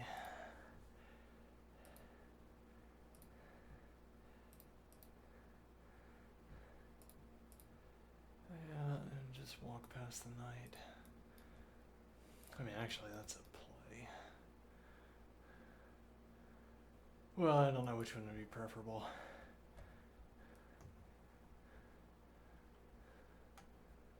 Though at this point, it's a matter of counting.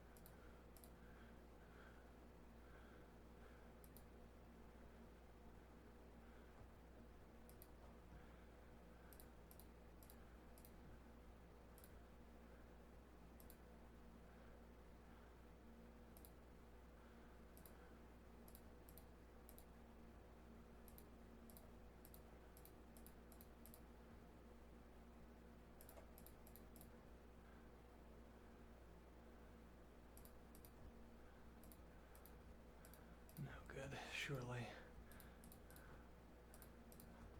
Yeah.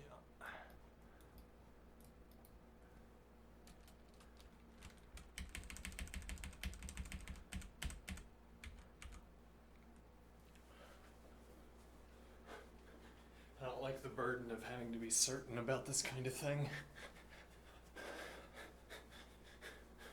Like, you think you've covered all of the, you say, well, I checked out that move, think I've covered everything. Turns out you missed a move.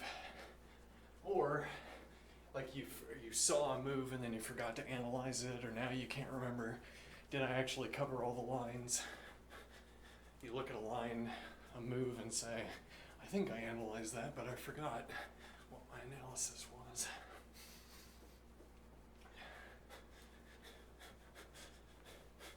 Actually, in that regard, you could construct a diagram per line. You just have 1 through 0, 1 through 10.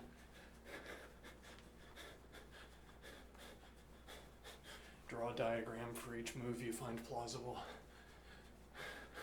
Though this is sounding like something you'd want to restrict to analysis.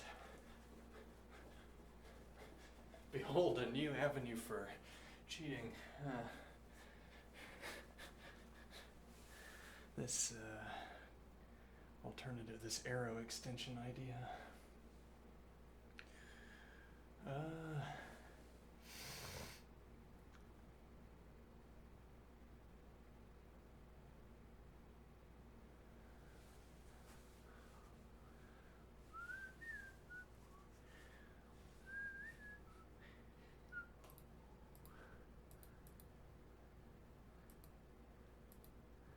Yeah, there's just not anywhere to move though, because you also have to play here.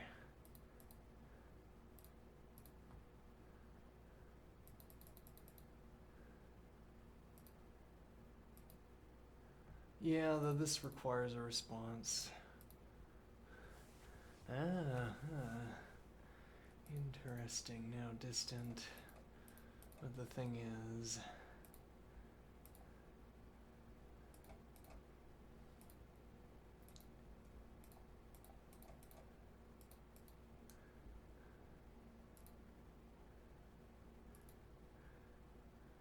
winning for black.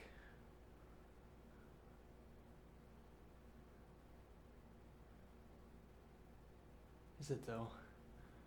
It should be, yeah. Okay, let's see. Yeah, we'd have to prove it maybe, but you know. Let's see.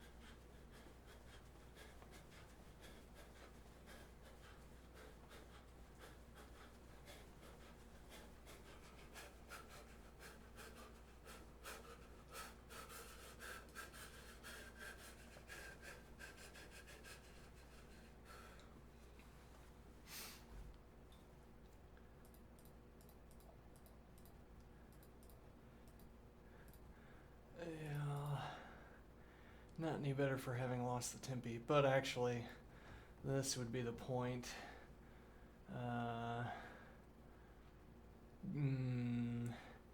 Yeah, I'm not. The question is, there's a definite question here of whether you can actually force the trade, because you haven't taken here yet, notably. Yeah, and like if here, but even still.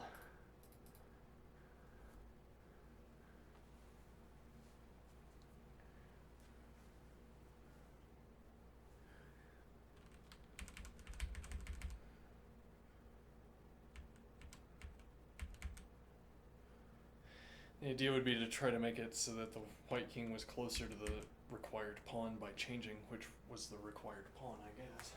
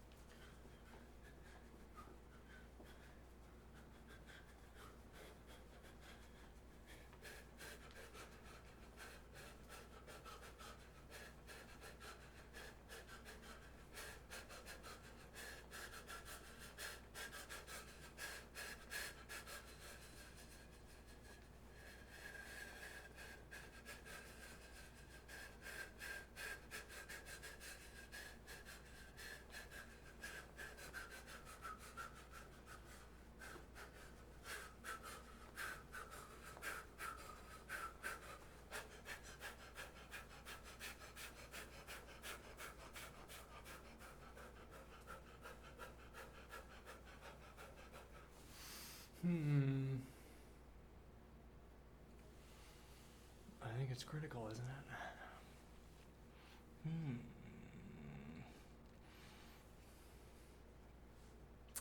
And then the doubt, like maybe there's some hiding move. There's some intricate series of knight moves I haven't considered.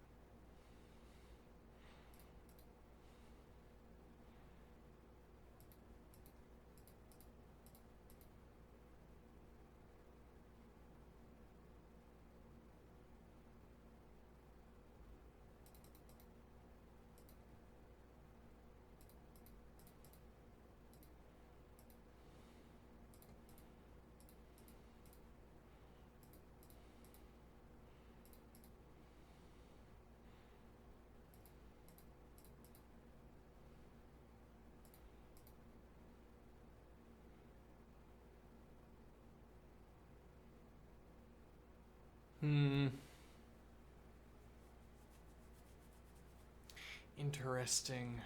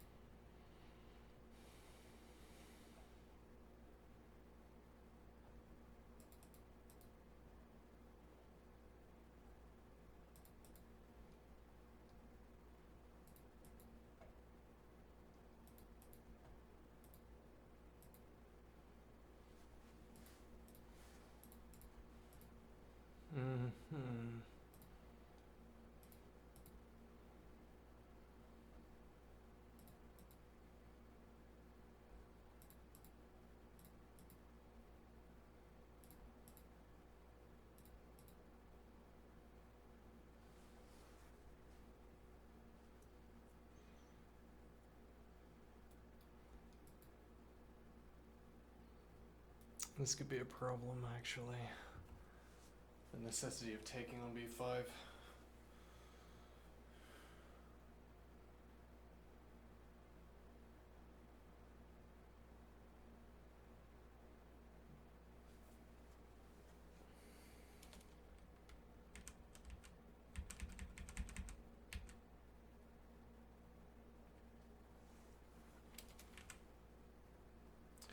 Could also here.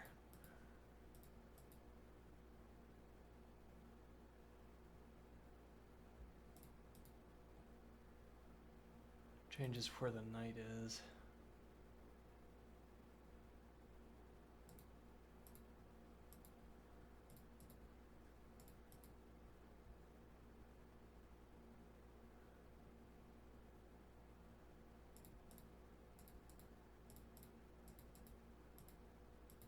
You don't have this.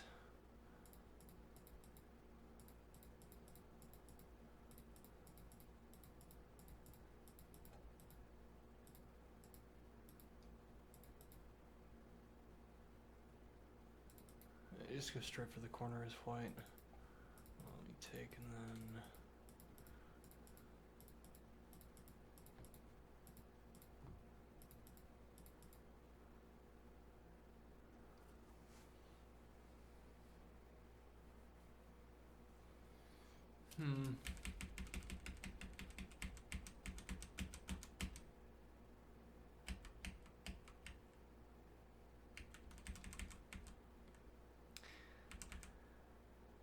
Ever. You calculate.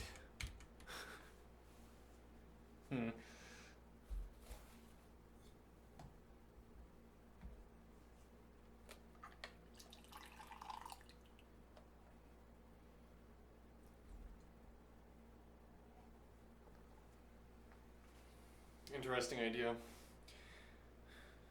Make someone else calculate the end game. Like, even if you can see that it's a draw, or even particularly if you can see that it's a draw, keep playing.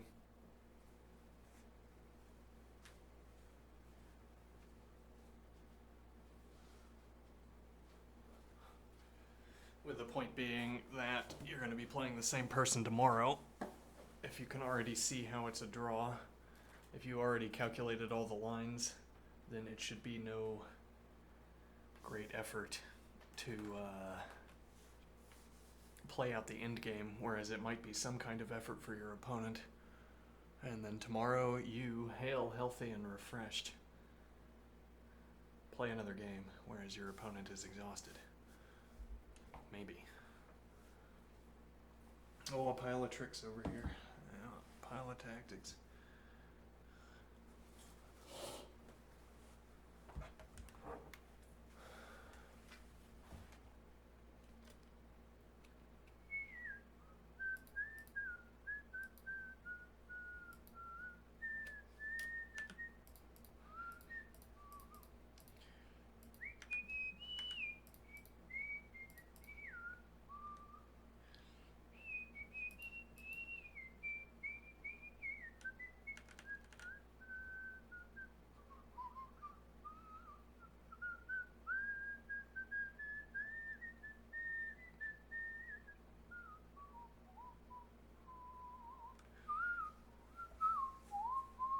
Oh, we have text. Knight f5, king g4.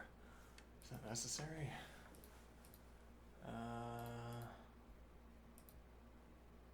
I wouldn't see why.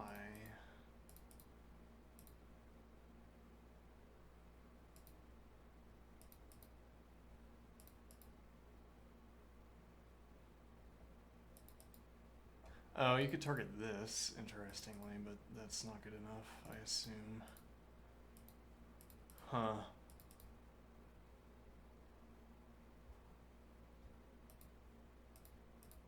Yeah, and now you take, and it's not in black's favor anymore. I didn't see that. King g4 now takes, but the knight is locked out. So instead, well, if you have to spend this tempo is the problem. Yeah, otherwise you would make it. Supposing this was never better. Knight e3, so it doesn't cap the pawn.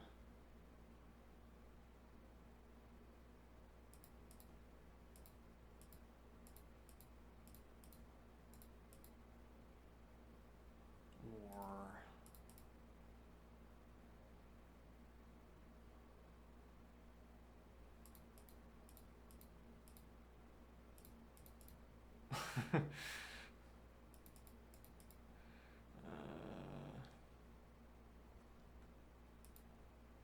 knight takes c2, interesting. Yeah, it makes sense, use the fast piece. And now back with check advance is an option as well. Unless this is somehow good. Actually, it might be.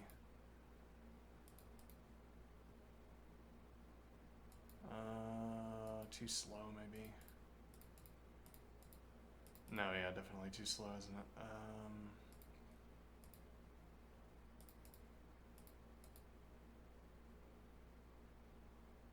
I say definitely too slow. If the king had time to get in, you could.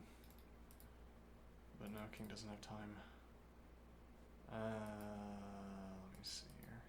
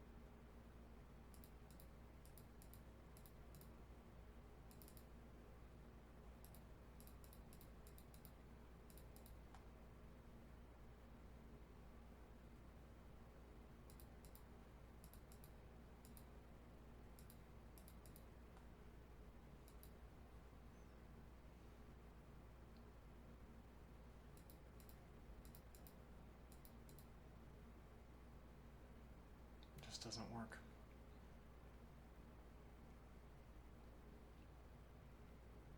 There's another point here that even if you got stalemated, you'd still have the advance.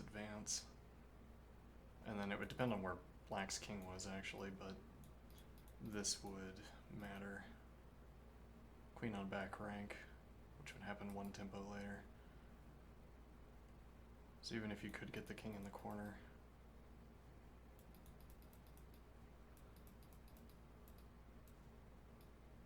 I'd have to have king off of here. Yeah.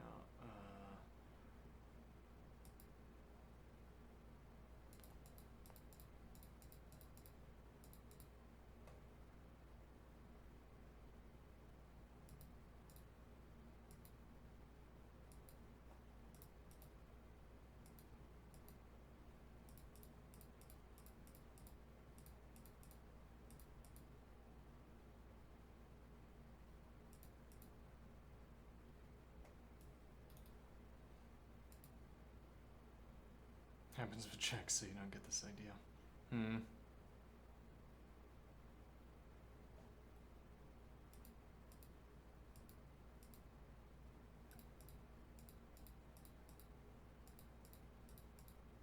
It still doesn't work.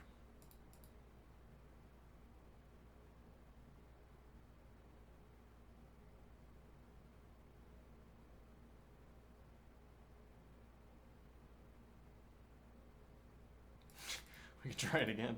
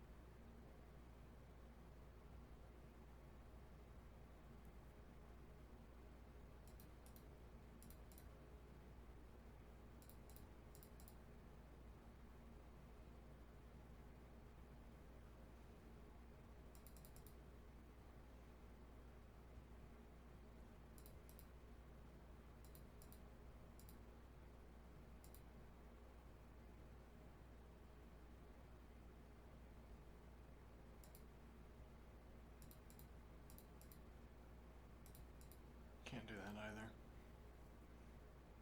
Well, for several reasons, actually, but...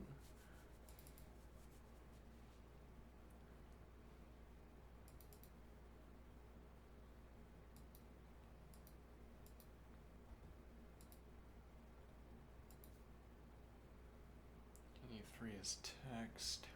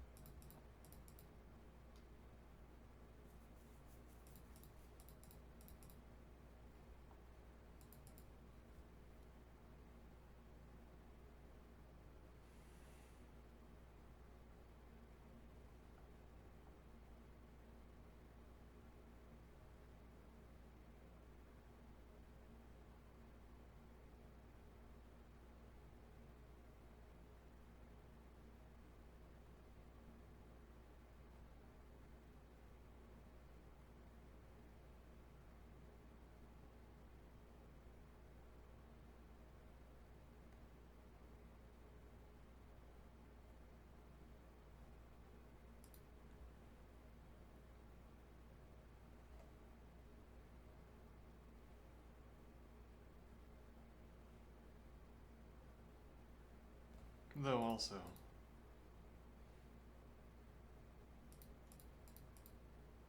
oh, that's a bit riskier.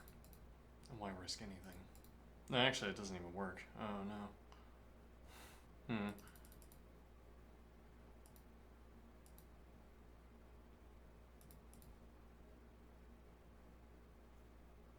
Hmm.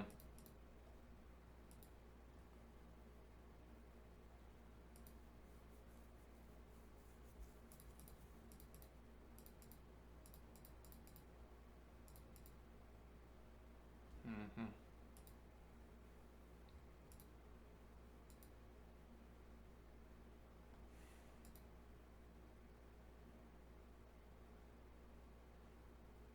Can't.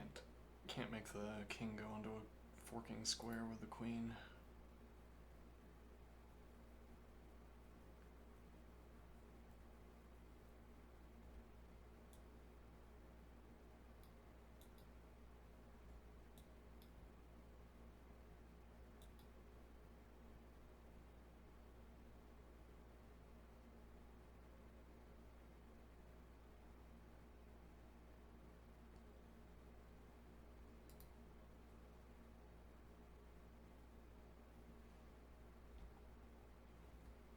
Okay.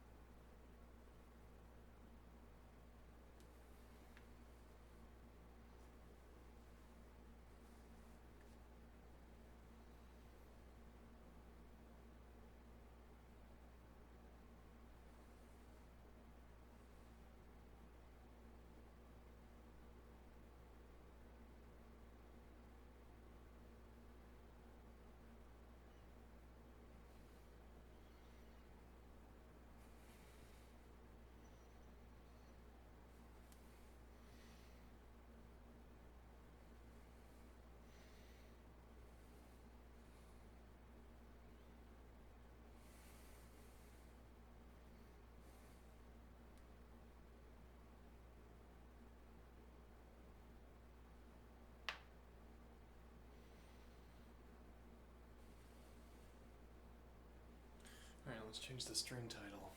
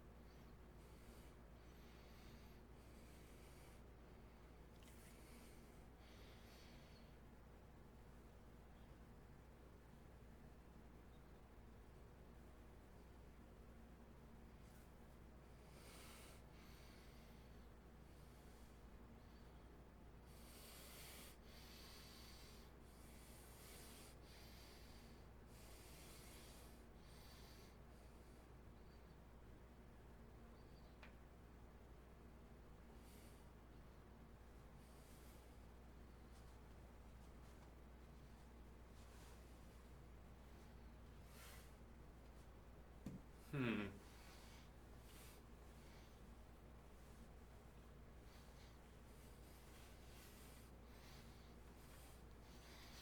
Stick supported. Yeah. I don't know.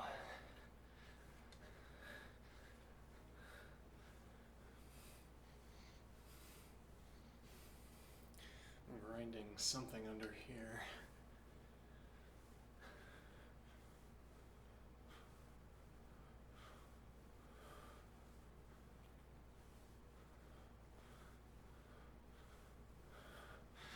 Takes some weight off the back, puts it on the shoulders. Yeah, interesting.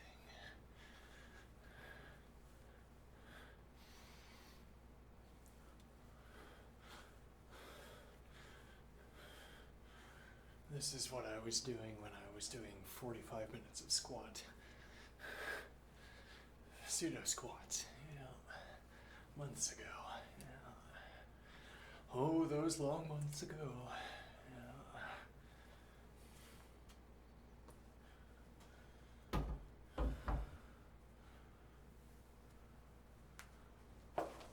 Nope. Ow.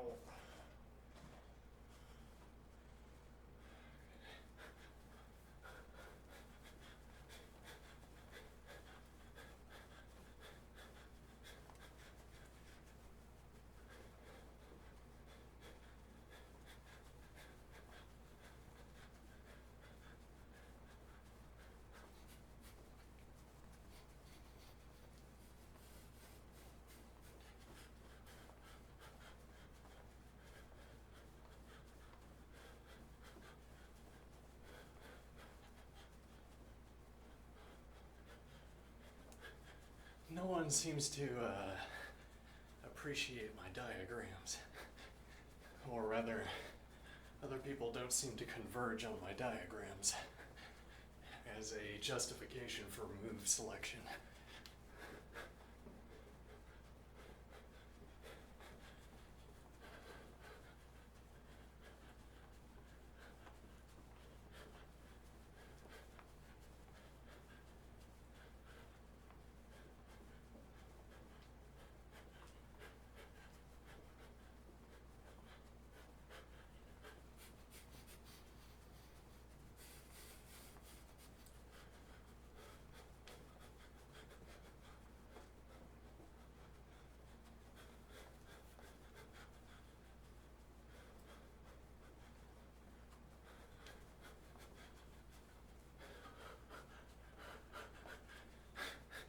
We could wait until we find a particularly lenient LeetCode problem and construct a language to solve it. Time lenient. Or really what just struck me is I have a book, The Little Typer, that has its own language. If that language is small enough,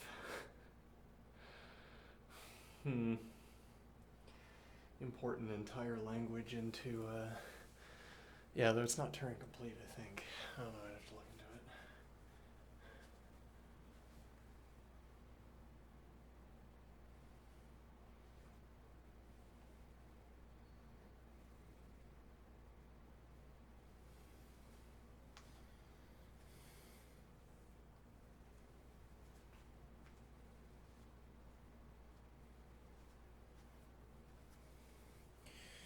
Take one more quick break.